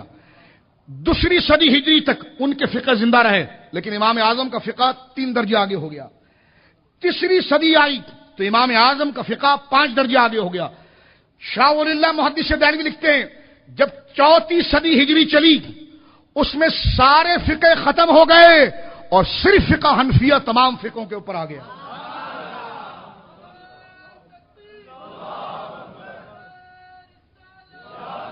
اور آج بھی ہم کہتے ہیں باپ کی پشت میں جو بچہ ہے اور وہ منتقل ہو کر ماں کے رحم میں آئے، وہاں سے لے کر وہ قبر میں جائے اور بعد تک کے سارے اسلامی مسائل بیک وقت کسی کے فقہ میں ملتے ہیں تو خدا کی قسم وہ امام اعظم ابو حنیفہ کے فقہ میں ملتے ہیں۔ اور یہ دعویٰ نہیں، یہ محض دعویٰ نہیں، یہ دلیل ہے۔ امام اعظم ابو حنیفہ نے ان مسائل کا بھی جواب لکھ دیا جو پیدا نہیں ہوئے ہیں، اور آپ وہ طبیب ہیں کہ مرض سے پہلے دوائی بنا لی ہے۔ اور امام شافعی خود کہتے ہیں کہ ہم فقہ میں ابو حنیفہ کی اولاد ہیں۔ امام شافعی خود کہتے ہیں ہم فقہ میں امام اعظم کی اولاد ہیں۔ پوچھا گیا کیسے؟ کہا بھائی ہم تو دوائی بیچنے والے، ابو حنیفہ بنانے والا ہے۔ ہم تو دوائی بیچنے والے ہیں، یہ امام شافعی کہتے ہیں۔ ان کے رتبے کا کون ہوگا؟ امام بخاری تو ان کے سامنے گردن جھکاتے ہیں، اور وہ امام اعظم کے بارے میں کہتے ہیں کہ ہم میں اور امام اعظم میں فرق کیا ہے؟ کہتے ہیں ہم دوائی بیچتے ہیں، بنا کر ابو حنیفہ دیتے ہیں۔ تو اس سے آپ حضرت امام اعظم ابو حنیفہ رضی اللہ تعالیٰ عنہ کے درجے کا تفوق اور ان کا علو آپ دیکھ سکتے ہیں۔ تو میں ایک بات خاص طور پر آپ کی خدمت میں عرض کر دوں، صحیح بخاری شریف کتاب الحج سے، مکے کے مفتی جو ہیں وہ حضرت عبداللہ بن عباس ہیں، اور مدینے کے مفتی حضرت زید بن ثابت ہے۔ سوال یہ ہے کہ آفاقی حاجی وہ کہتے ہوتا ہے جو میقات کے باہر سے آتا ہے، ٹھیک ہے؟ تو حرم کے قریب کے 5 میقات بنتے ہیں۔ ہمارے لیے یہ لملم بنتا ہے، جدہ آنے سے تقریباً 1 گھنٹہ پہلے سمندر کے اندر میقات کی حدود آتی ہے۔ تو جو شخص کعبۃ اللہ جانا چاہ رہا ہے، جو طواف کی نیت رکھتا ہے، جس نے حرم میں جانا ہے، اس میقات، اس بارڈر کو وہ کراس نہیں کرے گا بغیر احرام کے۔ اگر بغیر احرام کے وہ بارڈر کراس کر گیا، نیت اس کی حرم کی تھی، تو اس پر دم واجب ہو جائے گا، الا یہ کہ وہ لوٹ آئے، دوبارہ توبہ کرے اور دوبارہ احرام پہن کے جائے۔ تو اس کو کہتے ہیں میقات۔ میقات کے باہر سے جو حاجی آتے ہیں، کیونکہ حرم کی پوزیشن کئی قسم کی ہے، ایک حرم ہے، ایک ہل ہے، اور ایک میقات ہے۔ حرم کون سی جگہ ہے؟ روایت میں آیا جب حجر اسود کو لگایا گیا تو حجر اسود کا نور جہاں تک گیا وہ جگہ حرم تھی۔ تو حدود حرم کے باہر، حدود حرم کے اندر پتہ توڑنا، زینت کو تباہ کرنا، ایک گناہ پر لاکھ گناہ، ایک نیکی پر لاکھ نیکیاں، یہ حدود حرم کی حرمت ہے۔ حدود حرم کا جو حصہ ہے وہ چند کلومیٹر پر، جب وہ ختم ہوتا ہے تو اس کے بعد کے حصے کو ہل کہتے ہیں، ہل، کہ اب وہ گناہ یہاں پر نہیں ہے۔ اس کے وہ ہل کا بھی رتبہ جو ہے وہ چند کلومیٹر تک چلتا ہے دائرے کے اعتبار سے، یعنی ایک دائرہ حرم کا تھا، پھر اس کے بعد دوسرا دائرہ ہل کا تھا، اب تیسرا دائرہ میقات کا ہے۔ تو اب کوئی ایسے ملک سے آ رہا ہے جو جدہ میں رہنے والا، اس کے پیچھے میقات ہے، آگے حرم ہے، وہ ڈائریکٹ حرم میں آ جاتا ہے، کیونکہ میقات کی اس سے ضرورت نہیں، کیونکہ رہتا ہی ہل کے اندر ہے۔ لیکن ہم پاکستانی وہ ہیں جو ہم تیسرے دائرے کے باہر رہتے ہیں، تو جب ہمیں حرم میں جانا پڑتا ہے تو میقات کو کراس کرنا پڑتا ہے۔ تو اس حاجی کو کہتے ہیں جو میقات کو کراس کر کے آتا ہے، اس حاجی کو آفاقی کہتے ہیں۔ کیا کہتے ہیں؟ اب اس میں مسئلہ یہ ہے کہ آفاقی حاجی جب حج مکمل کرتا ہے تو حج کا آخری رکن وہ طواف زیارت کرتا ہے۔ طواف زیارت کے 7 چکر وہ 12 کی مغرب سے پہلے اس کو کرنے پڑتے ہیں۔ جب وہ چکر کر لیتا ہے، اب اس نے حج تو ختم کر لیا 12 تاریخ کو، یعنی 9، 10، 11، 12 حج اس کا ختم ہو گیا۔ اب اسے جانا ہے 17 تاریخ کو اپنے وطن، یا 13 تاریخ کو، تو اب اس پر لازم ہے کہ وہ جب تک ایک اور طواف وداع نہ کرے تو وہ حرم سے نہیں نکل سکتا۔ اگر وہ نکلے گا تو اس پر دم ہو جائے گا۔ لیکن شریعت مطہرہ نے خواتین کے لیے استثناء رکھا ہے کہ اگر خواتین طواف زیارت کر چکی اور وہ حائضہ ہو گئیں، ناپاک ہو گئیں، ایام آ گئے، دن آ گئے، تو شریعت مطہرہ نے رخصت دی ہے، اور ان کی سیٹ بھی کنفرم ہے، یعنی 12 کو ان کو ایام آ چکے ہیں، اب وہ طواف زیارت کیسے کرے، حرم میں کیسے اترے، ٹھیک ہے؟ اور ان کو 13 یا 14 کو جانا ہے، سیٹ کنفرم ہے، گروپ کا اعتبار ہوتا ہے، اگر وہ سیٹ کینسل کرتی ہیں تو آگے سیٹ نہیں مل سکتی ہے، حرج ہی حرج ہے۔ تو شریعت مطہرہ نے کہا کہ یہ دوبارہ حرم میں نہیں جائیں گی، اس لیے کہ طواف زیارت کا حکم فرض کا تھا تو جانے کا حکم دیا جائے گا، لیکن یہ واجب ہے، اس میں جانے کی ضرورت نہیں ہے، یہ اسی طرح وطن لوٹ جائے، اس لیے کہ حائضہ پر طواف رخصت جو ہے وہ ساقط ہو جاتا ہے۔ مسئلہ سمجھ گئے آپ؟ اب آئیے صحابہ کا اختلاف سنیے۔ حضرت عبداللہ بن عباس مکہ کے مفتی ہیں، حضرت زید بن ثابت جو ہیں وہ مدینے کے مفتی ہیں۔ حضرت زید بن ثابت اور حضرت عبداللہ بن عباس دونوں حج میں موجود ہیں، بخاری کی حدیث ہے، تو حضرت زید بن ثابت سے کسی نے پوچھا کہ ہمارے قافلے میں خاتون ہیں اور وہ حائضہ ہو گئی ہیں، اب انہوں نے جانا ہے دوبارہ مدینے، اور مدینہ ظاہر سی بات میقات کے باہر ہے، تو اب وہ قافلہ بھی تیار ہے، تو وہ طواف رخصت اس پر ضروری ہے؟ تو زید بن ثابت نے کہا کہ ضروری ہے۔ تو اگر وہ چلے گئی تو قدم دینا پڑے گا۔ اب یہ لوگ گئے حضرت عبداللہ ابن عباس کے پاس، حضرت عبداللہ ابن عباس نے فرمایا کہ ضروری نہیں ہے، ضروری نہیں ہے، وہ جا سکتی ہے۔ اور حضرت عبداللہ ابن عباس نے دلیل پڑھی کہ یہ واقعہ میرے سامنے ہوا ہے، ایک خاص مسئلہ ایسے سرکار کے سامنے آیا تھا اور حضور نے جو ہے وہ جانے کی اجازت دے دی۔ زید بن ثابت کے سامنے دلیل نہیں تھی، حضرت عبداللہ ابن عباس کے پاس دلیل تھی۔ مکہ مدینے والوں نے پتہ ہے کیا کہا؟ انہوں نے کہا جی ہم ابن عباس کے فتوے کو نہیں مانیں گے، ہم تو زید بن ثابت کے مانیں گے کیونکہ وہ ہمارے مدینے کے مفتی ہیں۔ اب دیکھیں گروپ دو ہیں، جو مدینے کے رہنے والے ہیں وہ زید بن ثابت کی تقلید کر رہے ہیں، اور جو مکہ کے رہنے والے ہیں وہ حضرت عبداللہ ابن عباس کی تقلید کر رہے ہیں۔ تو یہی تو تقلید ہے، وہ طبقہ ان پر اعتماد کر کے مسئلے کو لے رہا ہے، یہ طبقہ ان پر اعتماد کر کے مسئلے کو لے رہا ہے۔ وہ جاہلوں، تم کہتے ہو کہ تقلید کا ثبوت نہیں، یہ تقلید نہیں تو تقلید کہتے کس کو ہیں پھر؟ یہ تقلید نہیں تو تقلید کہتے کس کو ہیں؟ تو یہ صحیح بخاری شریف حدیث مبارکہ ہے، کئی دلائلوں میں سے عموماً یہ دلیل نہیں پیش کی جاتی، اس لیے میں نے آپ کی خدمت میں پیش کی ہے۔ درود پاک ذرا جلدی سے پڑھ لیجیے۔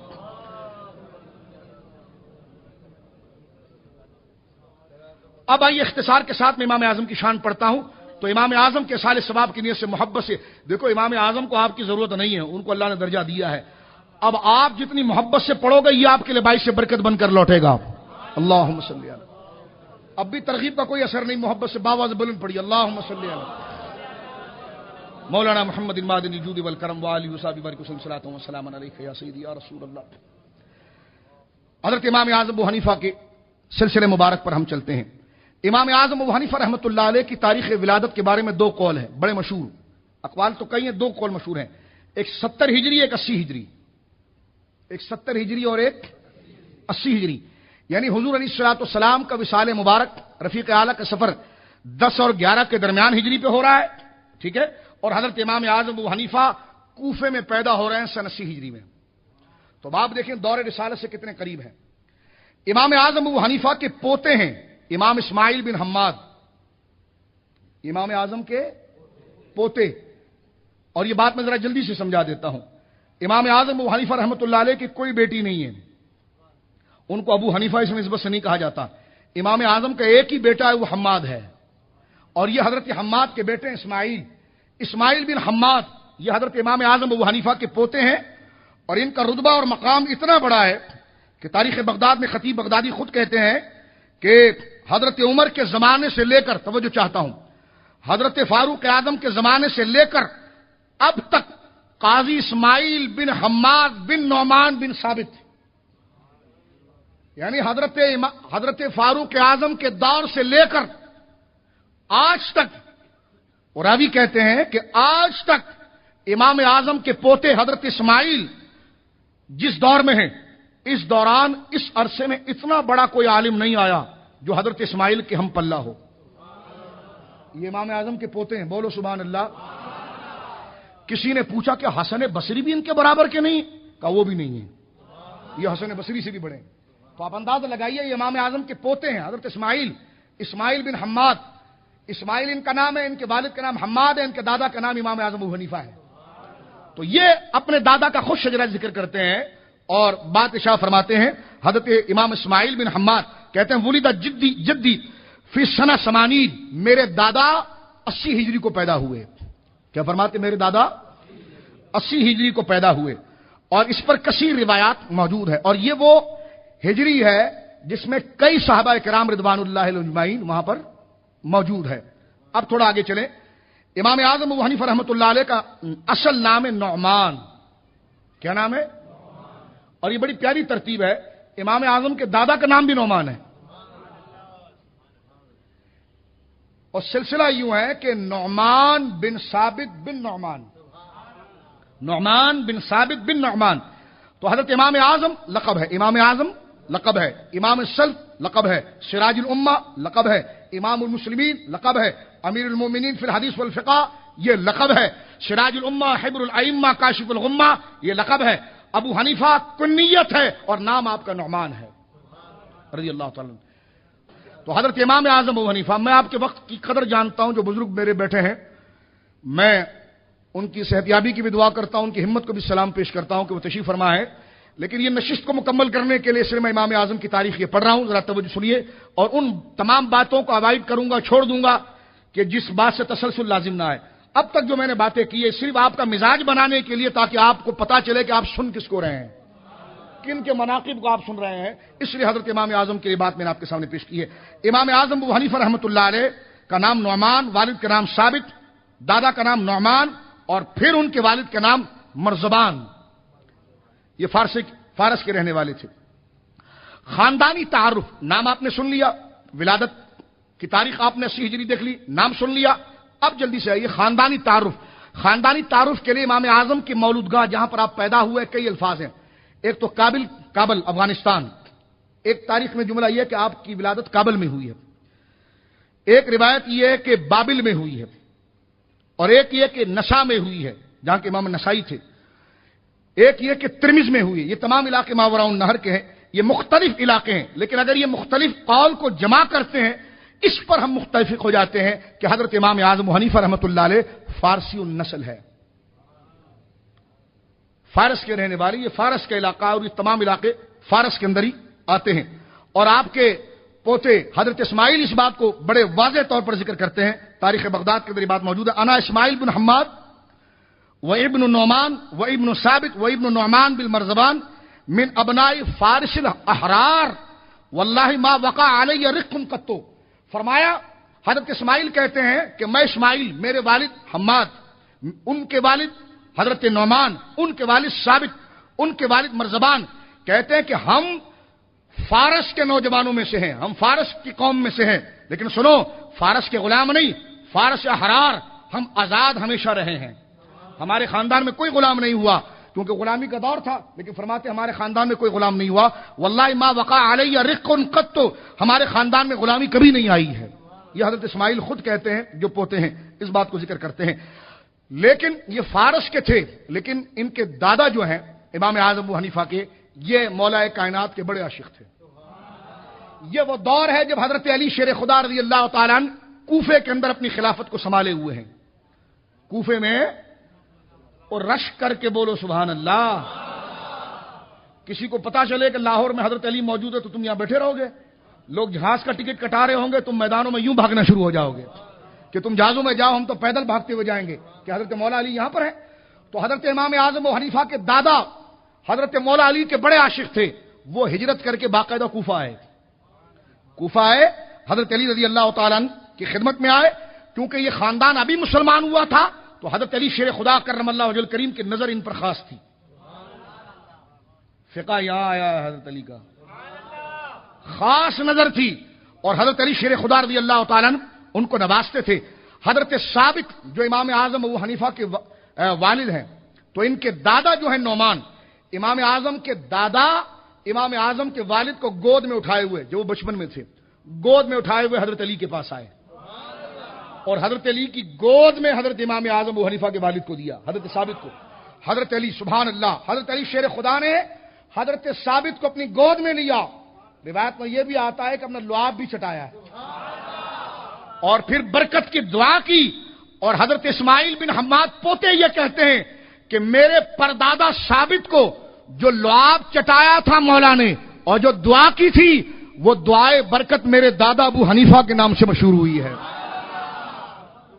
کہ اتنا ذہن، اتنے بڑے فقی، یہ معاملات کس طرح.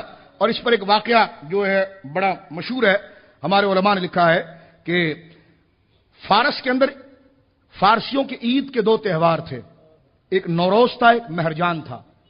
یہ دو فارس کے عید کے خوشی کے تہوار تھے. یہ وہ تہوار ہے جس میں باقاعدہ حضرت امام اعظم ابو حنیفہ کے دادا نے میٹھا فالودہ، بولو سبحان اللہ.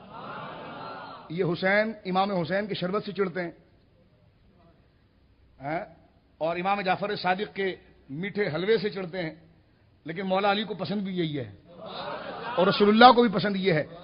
تو امام اعظم و حنیفہ کے دادا باقاعدہ فالودہ بنا کر اس عید کے دن جو فارس کی عید ہوتی تھی، حضرت امام اعظم حنیفہ رحمۃ اللہ علیہ کے دادا باقاعدہ حضرت علی کی خدمت میں گئے اور پیش کیا. الفاظ عربی کے سنیے. فرماتے ہیں ولد جدی فی سنہ 80. حضرت اسماعیل کہتے ہیں میرے دادا 80 ہجری میں پیدا ہوئے. وذهب ثابت الى علی بن طالب، میرے دادا حضرت مولا علی کے پاس گئے. وہ صغیر، اس وقت وہ چھوٹے تھے. فدعا له ببرکہ، حضرت علی نے میرے دادا کو برکت کی دعا کی اور فرمایا وَنَحْنُ نَرْجُو مِنَ اللَّهِ أَن يَكُونَ قَدْ استجاب اللہ ذَلِكَ لِعَلِي بن طالب فینا، اور فرمایا ہمیں یہ پورا یقین ہے کہ حضرت مولا علی کی دعا ہمارے خاندان کے لیے مقبول ہو گئی. آگے کہتے ہیں وقال النعمان بن مرزان، کہتے ہیں کہ امام اعظم ابو حنیفہ کے دادا نعمان یہ کہتے ہیں جو ابو ثابت ہے الذي اهدى لعلی بن ابی طالب الفالوج، کہ وہ حضرت علی کی خدمت میں ہدیے کے طور پر فالودہ لے گئے. فی یوم نیروز کے دن لے گئے اور یہ جا کر جب حضرت علی کو دیا تو حضرت علی نے فالودہ پسند فرمایا. بولو سبحان اللہ. فالودہ پسند فرمایا اور پوچھا یہ کیا ہے؟ کہنے لگے ہمارے فارس میں نا یہ عید کا دن ہوتا تھا، نوروز کا دن تھا. تو حضرت علی نے فرمایا فقالو نوروزنا کل یومن، اے نعمان ہمارے لیے ہر دن نوروز ہوا کرتا ہے. آپ نے یہ جملے ارشاد فرمائے وقیل کان ذلک فی المہرجان وقال مہرجان کل یوم، آپ نے فرمایا کہ ہمارے لیے یہ خوشی کے دن مولا علی نے فرمایا شربت کو قبول فرمایا اور فرمایا کہ ہمارے لیے یہ عید کے دن ہمیشہ رہتے ہیں، ہمارے لیے عید کے دن. تو یہ باعث برکت میں نے ایک روایت سنائی ہے جو حضرت علی شیر خدا رضی اللہ تعالیٰ نے مرحمت فرمائی. حضرت امام اعظم ابو حنیفہ کی کنیت ابو حنیفہ ہے. آپ کی کوئی بیٹی نہیں تھی جس طرح کہ میں نے آپ کی خدمت میں عرض کیا. تو یہ ابو حنیفہ حقیقی معنی میں نہیں، وصفی معنی ہے کنیت کے حوالے سے، کیونکہ اسلام کی ایک نسبت حضرت ابراہیم کی طرف کی جاتی ہے، ملت حنیفہ کی طرف. قرآن نے کہا کہ فاتبعوا ملت ابراہیم حنیفہ، یعنی پیروی کرو حضرت ابراہیم کے ملت کی جو ایک دین ہے، سیدھا راستہ ہے. تو امام اعظم ابو حنیفہ کی کنیت ابو حنیفہ اس لیے ہے کہ آپ کی تحقیقات اور آپ کی خدمات اتنی شورا آفاق ہے کہ اس کنیت سے اللہ رب العالمین نے آپ کو مقبولیت عطا فرمائی ہے. دین حنیف، کامل دین، کامل مذہب جو افراط و تفرید اور غلو سے گویا کہ پاک ہے. امام اعظم ابو حنیفہ کا لقب امام اعظم ہے. بڑے بڑے محدثین اور بڑے بڑے علماء نے حضرت امام اعظم ابو حنیفہ رحمۃ اللہ تعالی علیہ کو واضح طور پر امام اعظم کے کلمات سے یاد کیا. ابن تیمیہ نے اپنے فتاووں کے اندر باقاعدہ امام السلف کے الفاظ سے حضرت امام اعظم ابو حنیفہ رحمۃ اللہ علیہ کو یاد کیا اور کسی نے حضرت امام اعظم کے لیے گھٹیا الفاظ نہیں کہے. آگے میں ایک کی بات آپ کی خدمت میں ابھی عرض کرتا ہوں. عقل مندی امام اعظم کتنی تھی وقت نہیں ہے ورنہ میں کئی واقعات آپ کو بتاتا. وہ ایک واقعہ بڑا مشہور ہے امام اعظم کا جو ہم اپنے بزرگوں سے بچپن میں سنتے تھے. کہنا کہ جناب ایک آدمی تھا، اس کا ڈبل سٹوری گھر تھا، 2 بیویاں اس کی تھی، ایک نیچے رہتی تھی کہ اوپر رہتی تھی. ٹھیک ہے، میں نے کبھی اس کی تحقیق نہیں کی، ہم نے کہا بزرگوں کا کہا وہ معتبر ہوتا ہے. اور یہ واقعہ میں نے غزالی زماں رضی اللہ تعالیٰ کی تقاریر میں بھی سنا ہے اور یقیناً یہ ثقہ لوگوں میں سے ہے تو ان کا کہنا بھی تو ایک مکمل سند ہوتا ہے. تو کہتے ہیں کہ گراؤنڈ +1 کا ایک گھر تھا، اس کا نیچے ایک بیوی تھی اوپر ایک بیوی تھی. وہ نیچے والی بیوی سے جب اوپر جانے لگے تو نیچے کی جو بیوی تھی سوکن، اس نے ان کو آدھی سیڑھی میں پکڑ لیا. کہاں جا رہے ہو؟ اوپر والی نے دیکھا اس نے پکڑ لیا، وہ اوپر سے آگے انہوں نے ہاتھ پکڑ لیا. اب یہ جناب اوپر والی اوپر کھینچ رہی ہے، نیچے والی نیچے کھینچ رہی ہے. ہم نے کہا یہ حال ہوتا ہے 2 بیویوں میں. پھر اب اس اوپر والی اوپر کھینچ رہی ہے، نیچے والی نیچے کھینچ رہی ہے، جلا ایک دوسرے کو رہی ہے اور برائی میں یہ بیچارہ آیا ہوا ہے. اور غصے میں جناب وہ حضرت امام اعظم ابو حنیفہ رحمۃ اللہ علیہ کا دور پاک ہے. اس شخص نے غصے میں یہ کہا، دونوں سے بڑی مشکل سے اپنی جان چھڑائی، کہا مجھے تم دونوں کی ضرورت نہیں. میں نیچے گیا تو نیچے والی طلاق، نہ نیچے جاؤں گا نہ اوپر جاؤں گا. ظاہر سی بات عقل چل جاتی بیچاری کی. پھر تو کہا نیچے گیا تو نیچے والی طلاق، اوپر گیا اوپر والی طلاق. کہتے ہیں کہ جناب اب جب غصہ ٹھنڈا ہوا تو بیچ میں لٹک گیا کہ اب نیچے اترتا ہوں تو نیچے والی جاتی ہے، طلاق معلق ہے، اور اوپر کرتا ہوں تو اوپر والی جاتی ہے. تو بڑا پریشان ہوا، بیچ میں بیٹھا رہا، نہ ادھر بڑھا نہ ادھر بڑھا. جب لوگوں میں بات گردش کرنے لگی تو کوفے کے بڑے بڑے علماء نے کہا جی طلاق تو ہو چکی ہے. امام اعظم ابو حنیفہ نے فرمایا اگر میں چاہوں تو دونوں بچ جائیں گی. وہ علماء یہ کہتے تھے کہ طلاق تو ہو گئی، اب دونوں میں سے ایک کو تو چھوڑنا پڑے گا، دونوں میں سے ایک کو تو چھوڑنا پڑے گا، کیونکہ اب بیچ میں تو پوری زندگی لٹکا نہیں رہے گا سیڑھی پر. ادھر آنا ہے یا ادھر جانا ہے؟ امام اعظم ابو حنیفہ رحمۃ اللہ علیہ نے فرمایا کہ میں چاہوں تو دونوں بچ جائے گی۔ علماء نے فرمایا کیسے؟ فرمایا دیکھو نیچے والی کا نام لے کر کہا تھا نا کہ میں نیچے والی کے پاس گیا تو طلاق، اوپر والی کو اس نے جگہ بھی قید کر دی تھی کہ نیچے والی اوپر والی، فرمایا ایسا کرو کہ نیچے والی کو اوپر شفٹ کرو، اوپر والی کو نیچے شفٹ کرو۔ فرمایا کہ جو معلق جس چیز پر کیا تھا وہ تعلیق پائی نہیں گئی، لہذا جب وہ نیچے گیا تو نیچے والی تھی نہیں، وہ تو اوپر والی تھی، لہذا وہ دونوں بیویاں اس کی بچ گئی۔ تو میں صرف ایک بات عرض کرنا چاہ رہا ہوں آپ کے ذوق کے مطابق، یہ تو کوئی ایسی خاص مثال نہیں ہے، امام اعظم کی علمی لطیفے اتنے مشہور ہیں کہ بڑے بڑے علماء انگوش بدندان ہیں اس میں۔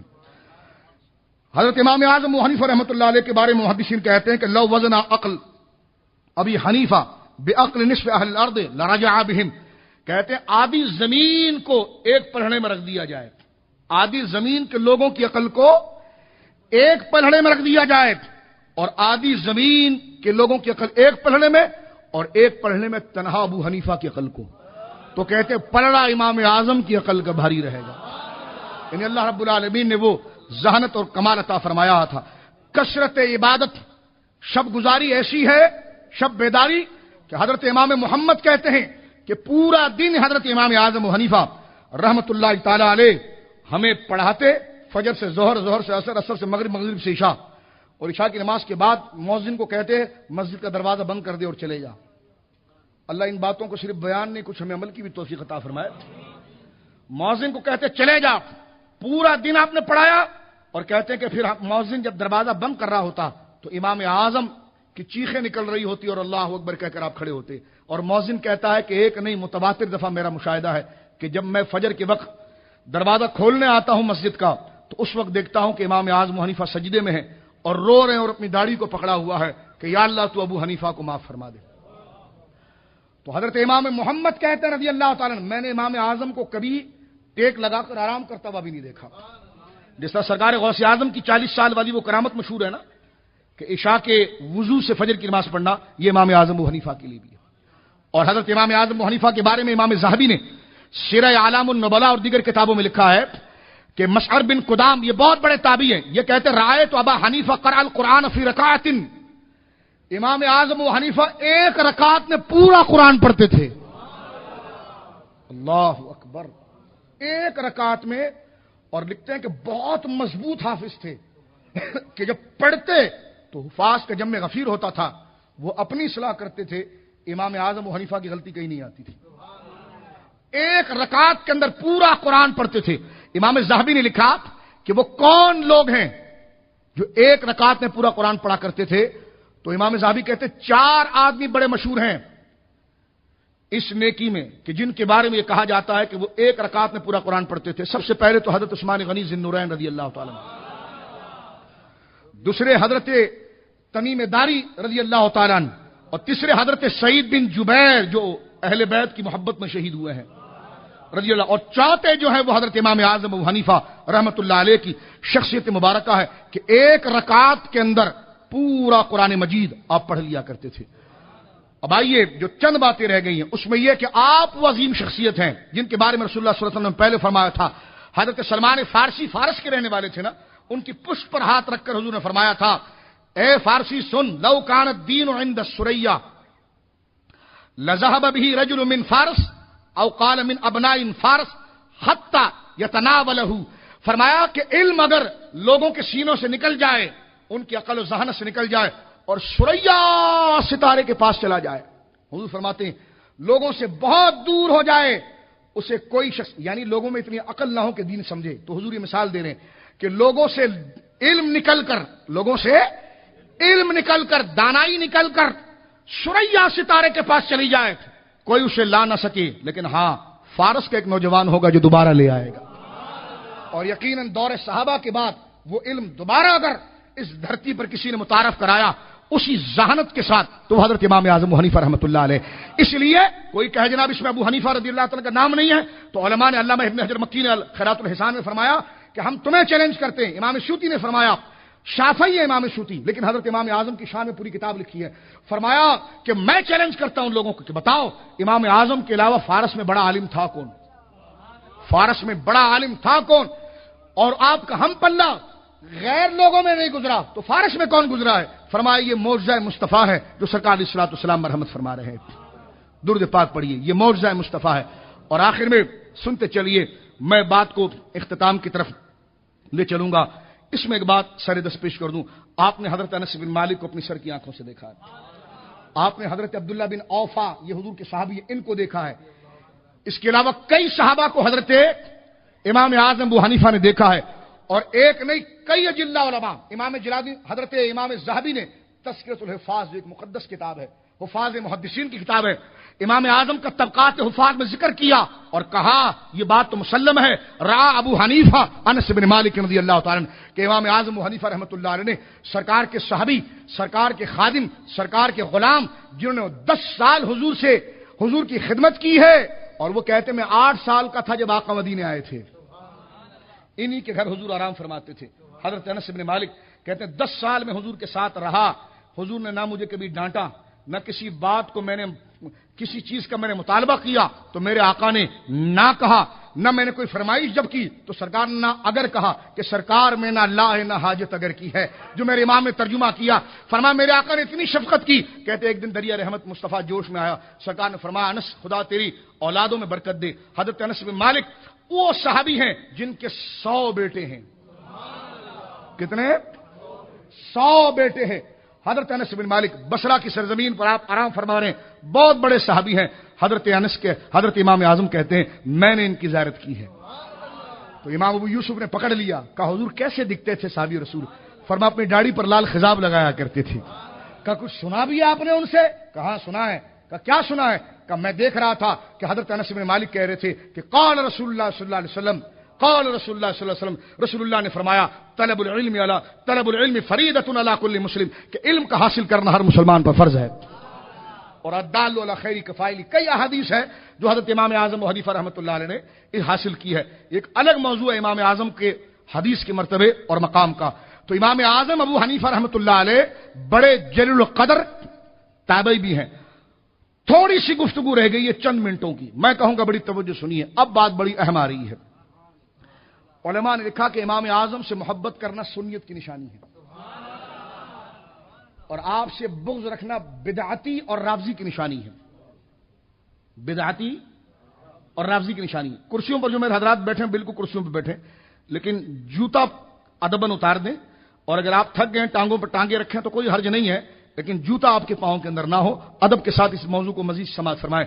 حضرت امام اعظم ابو حنیفہ رحمۃ اللہ علیہ کے بارے میں علماء نے یہ لکھا، علامہ شمس الدین ذہبی، جن کی نسبت ابن تیمیہ کی طرف بھی کی جاتی ہے، ابن تیمیہ کے تلامذہ کی طرف بھی کی جاتی ہے حضرت، لیکن ان کا سینہ دیکھیے کتنا کدورتوں سے پاک ہے.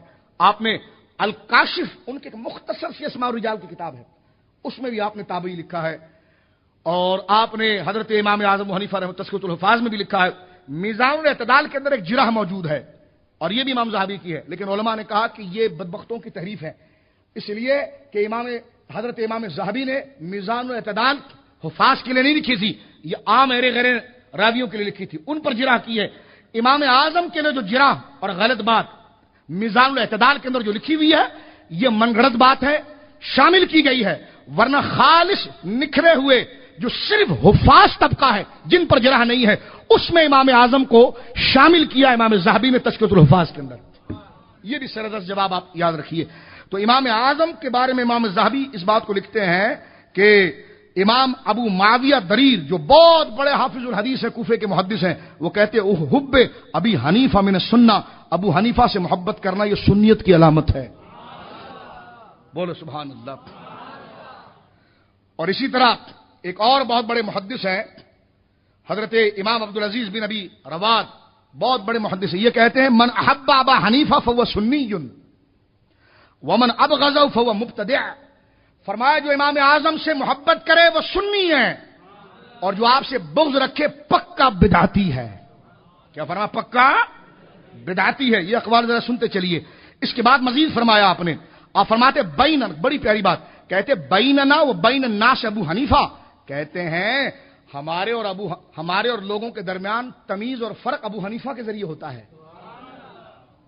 ہمارے اور لوگوں کے درمیان فرق امام اعظم کے ذریعے ہوتا ہے. فمن احبہ وتوالہ عالمنا انہم من اہل سنہ، کہتے ہیں کہ جو شخص آپ سے محبت کرے اور آپ سے دوستی رکھنے کا اظہار کرے تو ہم سمجھ جاتے ہیں یہ سنی ہے۔ ومن ابغضہ علمنا انہم من اہل البدع، کہتے ہیں کہ جو آپ سے کے خلاف بکواس کرنے کی کوشش کرے تو ہم سمجھ جاتے ہیں یہ پکا بدعتی ہے، یہ پکا بولیے بدعتی ہے۔ میرے پاس کتاب موجود ہے تاریخ اہل حدیث، یہ غیر مقلدوں کے بہت بڑے امام ہے مولانا ابراہیم سیالکوٹی، یہ ان کی کتاب ہے تاریخ اہل حدیث، اس کا حوالہ میں آپ کے سامنے پڑھتا ہوں۔ یہ خود اس بات کو لکھتے ہیں، کہتے ہیں ابراہیم سیالکوٹی لکھتے ہیں کہ مولانا ثناء اللہ احمد تصری جو ان کے بہت بڑے مناظر تھے، کہتے ہیں مجھ سے بیان کیا کہ جن ایام میں کانپور میں تھا، ابراہیم سیالکوٹی کہتے ہیں میں ان کے ساتھ کانپور میں تھا ہندوستان، مولانا احمد حسن کانپوری صاحب سے علم منطق کی تحصیل حاصل کرتا تھا، اختلاف مذاق اور مشرب کے سبب احناف سے میری گفتگو بھی رہتی تھی، اور ان لوگوں نے مجھ پر الزام تھوپا کہ تم اہل حدیث لوگ ائمہ دین کے حق میں بے ادبی کرتے ہو۔ میں کہتا ہوں انہی کا شاگرد سعدی سیالکوٹی وہ 2 نمبر نکلا، لیکن اس بندہ خدا کے اندر امام اعظم کے لیے محبت تھی، ابراہیم سیالکوٹی کی۔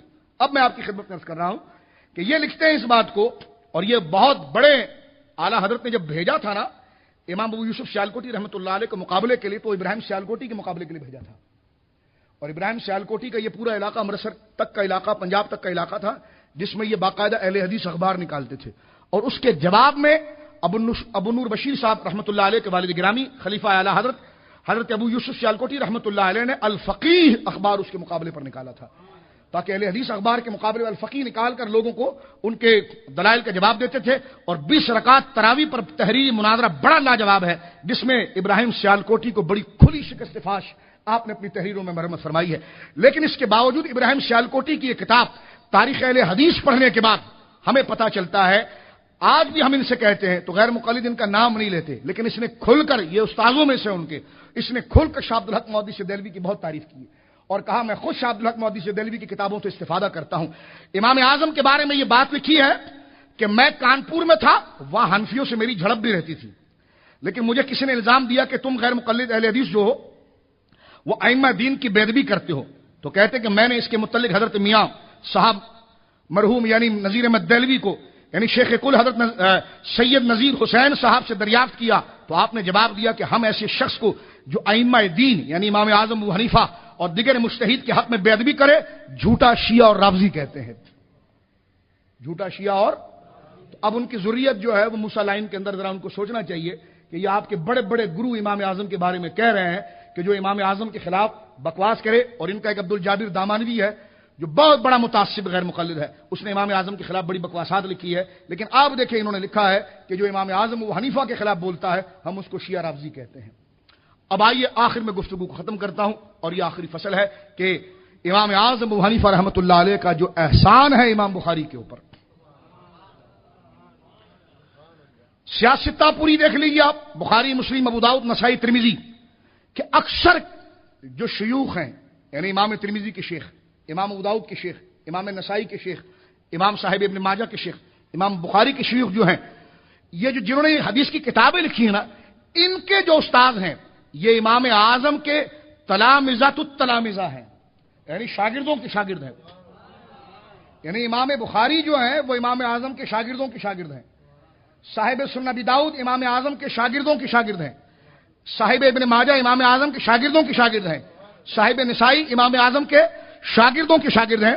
علامہ ابن حجر اسقلانی نے فتح الباری کا مقدمہ باندھا ہدیۃ الساری، اس میں آپ نے ایک بڑی پیاری بات لکھی، ذرا توجہ کے ساتھ سماعت فرمائیے۔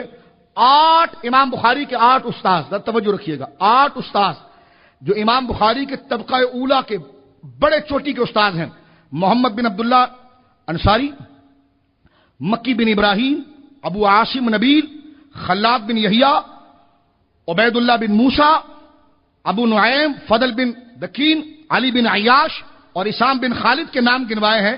یہ وہ لوگ ہیں کہ صرف اسام بن خالد کے علاوہ باقی جتنے ساتھ کے ساتھ ہیں یہ امام اعظم ابو حنیفہ رحمۃ اللہ علیہ کے باقاعدہ شاگرد ہیں، اور امام اعظم ابو حنیفہ کے دادا استاذوں میں سے طبقہ اولا کے۔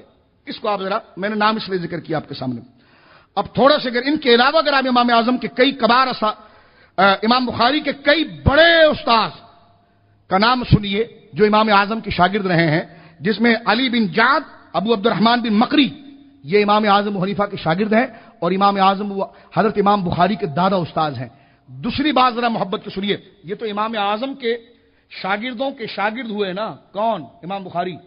اب امام اعظم کے جو شاگرد ہیں نا، امام ابو یوسف اور امام محمد، یہ امام بخاری کے دادا ہیں، حدیث میں دادا ہیں، امام محمد بھی دادا ہیں، تو امام اعظم تو پردادا ہوئے پھر، ٹھیک ہے۔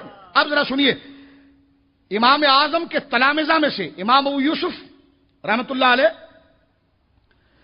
اور حضرت امام محمد بن حسن شیبانی رحمت اللہ علیہ جو امام اعظم کے تلامذہ ہیں، ان کے شاگرد امام بخاری کے استاذ ہیں۔ مثلا امام احمد بن حنبل، امام احمد بن حنبل یہ امام ابو یوسف کے شاگرد ہیں، حالانکہ مجتہد بھی ہیں، چوتھے نمبر کے امام بھی ہیں اور امام ابو یوسف کے شاگرد بھی ہیں۔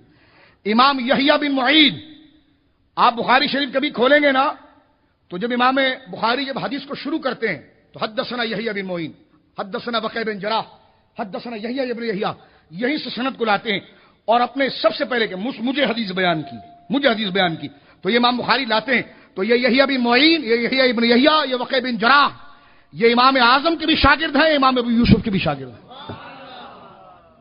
یعنی بخاری کی۔ اور میں ایک لطیف بات آپ کو بتاؤں، غیر مقلد کہتے ہیں یہ تقلید شرک ہے۔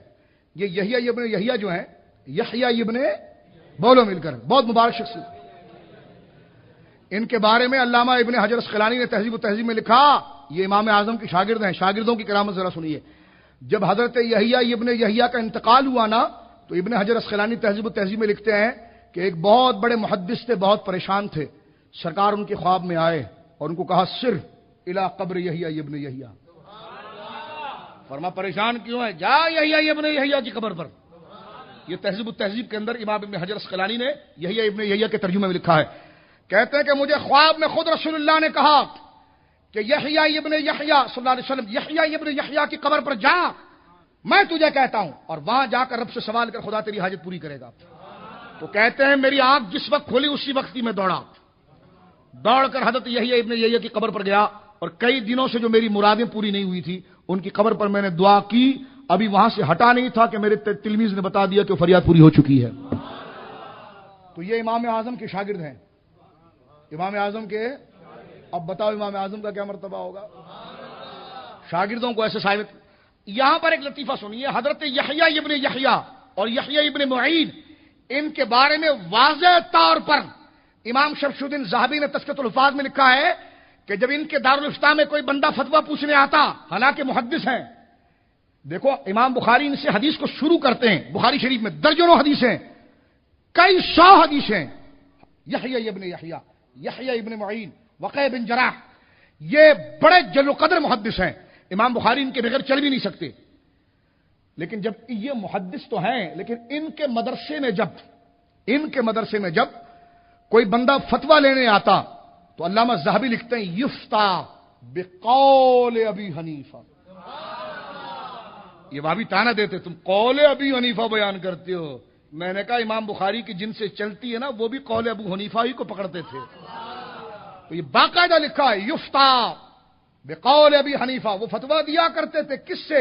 فرما قول ابی حنیفہ سے، امام اعظم ابو حنیفہ کے قول سے وہ فتویٰ دیا کرتے تھے، یعنی ان کا یقین تھا، تھے محدث لیکن ان کو پتا تھا ابو حنیفہ کا قول یقیناً قول مصطفیٰ کی تشریح ہے، مزاج مصطفیٰ کی تفہیم ہے۔ تو یہ آپ ملاحظہ فرمائیے۔ تو حضرت گرامی ایک نہیں ایسے درجنوں راوی موجود ہیں جو حضرت امام بخاری کے دادا استاذوں میں سے۔ آخری ایک بات یہاں پر سنیے اور میں گفتگو ختم کرتا ہوں۔ امام بخاری کی کتاب میں 22 حدیثیں ایسی ہیں، کتنی؟ جس کو ثلاثیات کہتے ہیں۔ ثلاثیات روایت حدیث میں وہ درجہ ہوتا ہے، یعنی وہ محدث جسے رسول اللہ تک پہنچنے میں واسطے کم ہونا تو اس کے تمغے بڑھتے ہیں، جو راوی جتنا، جیسا ہم ہیں، ہم اپنے پیر پاک کے پاس جائیں گے، ہمارے پیر سے وہ پیر، وہ اپنے پیر کرتے کرتے کئی سندوں کے پاس ہم سرکار کی بارگاہ میں پہنچتے ہیں۔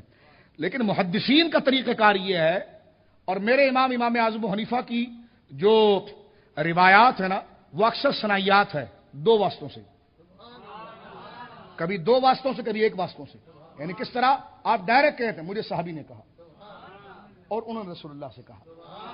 کبھی اپنے وقت کے بڑے محدث کا نام لیتے جو آپ کے اساتذہ میں سے ہیں, ان کا نام لیتے ہیں. حضرت ابراہیم, جیسا حضرت ابراہیم نخعی ہیں, یہ حضرت امام شعبی ہیں.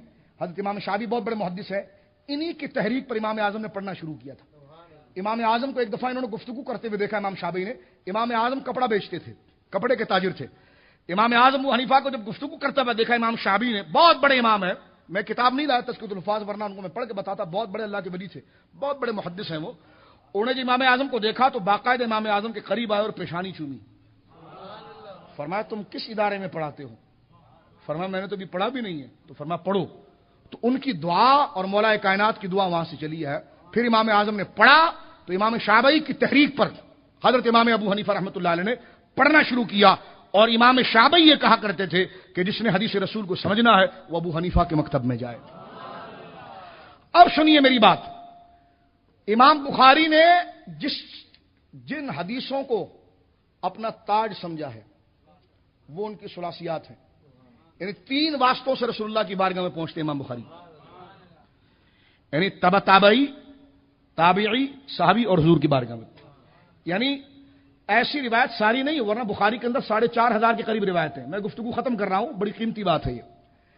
بخاری کے اندر غیر مقرر روایتیں 4,500 کے قریب ہیں, لیکن صرف 22 روایتیں. کتنی بولیے؟ جس کو حضرت امام بخاری کہتے ہیں یہ میرا دل ہے, جس پر میں فخر کرتا ہوں کہ یہ سند مجھے ایسی ملی ہے کہ میں 3 واسطوں سے حضور کے دربار میں پہنچتا ہوں. ثلاثیات کتنے بولیں؟ وہ ثلاثیات 3 واسطوں میں سے, اس میں سے 21 روایتیں. آپ تھک گئے ورنہ میں روایت پڑھتا آپ کے سامنے. اس میں سے 21 روایتیں ایسی ہیں جن میں امام اعظم ابو حنیفہ کے شاگردوں کو لے کر رسول اللہ کی بارگاہ میں پہنچا. 22 روایات. اب پوچھئے ذرا ان غیر مقلدوں کو, پکڑیے ذرا اور پوچھئے ان سے کہ تم امام اعظم کو محدث نہیں مانتے ہیں؟ ابھی تو جامع المسانید انشاءاللہ میں قریب خریدوں گا, وہ کتاب مارکیٹ میں آ گئی ہے, جامع المسانید. اس کی ابتدائی جلدوں پر علماء نے بحث کی ہے, اور مسند ابی حنیفہ رضی اللہ تعالیٰ عنہ جو امام اعظم کی کتاب ہے اس کی سندوں پر بحث کی ہے. وہ ایک الگ خاص ایک بڑا خوبصورت موضوع ہے. لیکن میں یہاں پر ایک بات آپ کی خدمت پیش کرنا چاہتا ہوں کہ امام بخاری رحمۃ اللہ علیہ, ان پر ہمارے ماں باپ قربان ہوں, یقیناً ان کی کتاب اللہ کی بارگاہ میں, رسول کی بارگاہ مقبول ہے. امام بخاری خود کہتے ہیں میں نے خواب میں دیکھا کہ حضور تشریف فرما ہے. امام بخاری رضی اللہ تعالیٰ کہتے ہیں میں نے خود دیکھا کہ حضور تشریف فرما ہے اور میں حضور کے آگے پنکھا جھل رہا ہوں. جب اس کی تعبیر پوچھی تو معبرین نے, آپ کے استادوں نے تعبیر کی کہ دراصل اس کی تعبیر یہ ہے کہ رسول اللہ کی طرف جو جھوٹی حدیثیں آئیں گی تم اس کو حضور سے ہٹاؤ گے. تو بخاری شریف اصح الکتب بعد کتاب اللہ, ہم اس کو تسلیم کرتے ہیں. اس سے حضرت امام بخاری رحمۃ اللہ علیہ کی تنقید نہیں ہے, حضرت امام بخاری رحمۃ اللہ علیہ کے خلاف کوئی بات نہیں ہے, بلکہ کہنا یہ چاہتے ہیں کہ امام بخاری بھی اس بات میں خوش ہوتے ہیں کہ ان کی کتاب کا دار و مدار جس پر ہے وہ کہتے ہیں آؤ نا. اور واقعی میں امام بخاری کے بعد اتنی ثلاثیات کسی نے جمع بھی نہیں کی ہے, نہ ترمذی میں ہے, نہ نسائی میں ہے, نہ ابو داؤد میں. یہ امام بخاری رحمۃ اللہ علیہ کا خاصہ ہے. یہ علامہ ابن حجر نے لکھا ہے تہذیب و تہذیب کے اندر ثلاثیات. اور اسی کے تحت اگر آپ فتح الباری بھی دیکھیں گے تو وہاں پر وضاحتیں ملتی ہیں, اور واضح طور پر وضاحت ملتی ہے کہ 22 ثلاثیات, 22 ایسی روایات ہیں جو 3 واسطوں سے حضور تک پہنچتی ہے. اور امام بخاری کہتے ہیں یہ میرے لیے سب سے بڑا اعزاز ہے.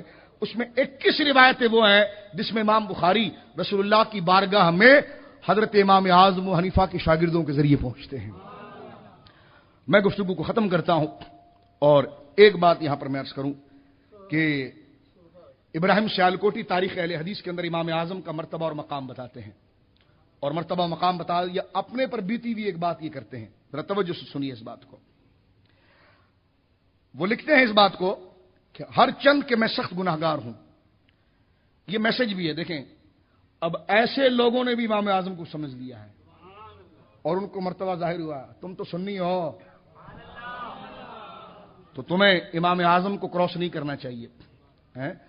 1982 یا 84 کے اندر آج کل بڑا دھومے جو بجا رہا ہے, کبھی کس کے نام پر کس کے نام پر, اس نے امام اعظم کے اجماع کو, رسول کو توڑنے کی کوشش کی,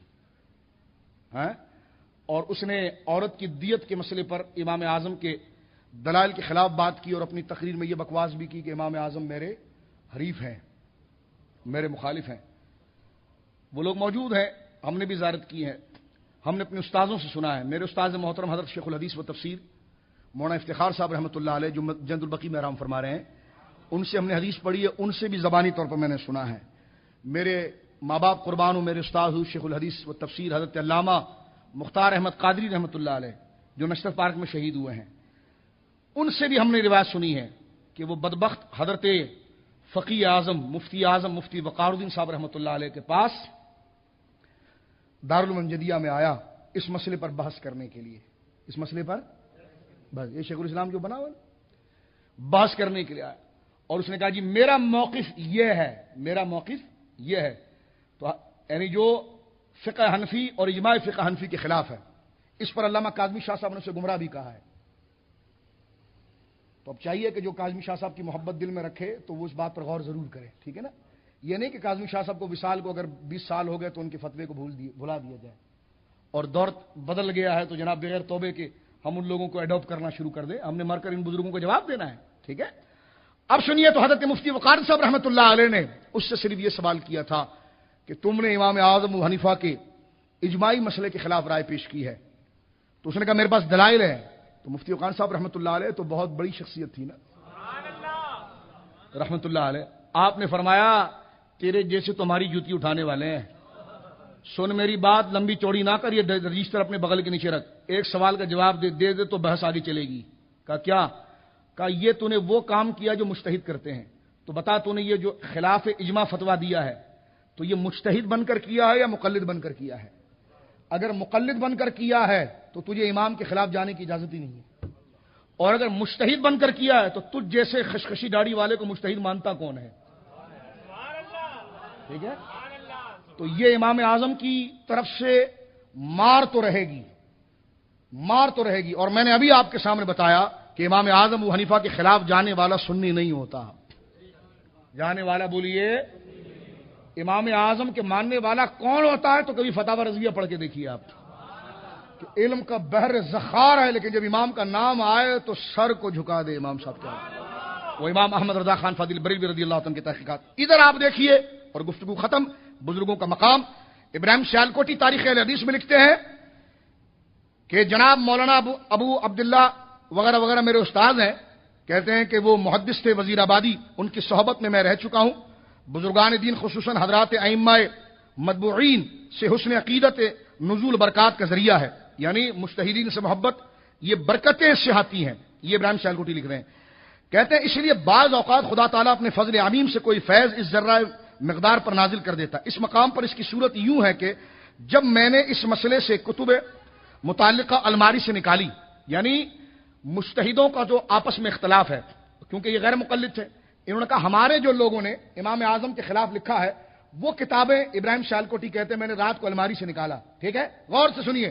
کہتے ہیں رات کو میں امام اعظم کے خلاف کتاب پڑھ رہا تھا تو پڑھتے وقت حضرت امام صاحب کے متعلق تحقیقات شروع کی تو مختلف کتب کی ورق گردانی سے میرے دل میں کچھ غبار آ گیا آپ کے لیے.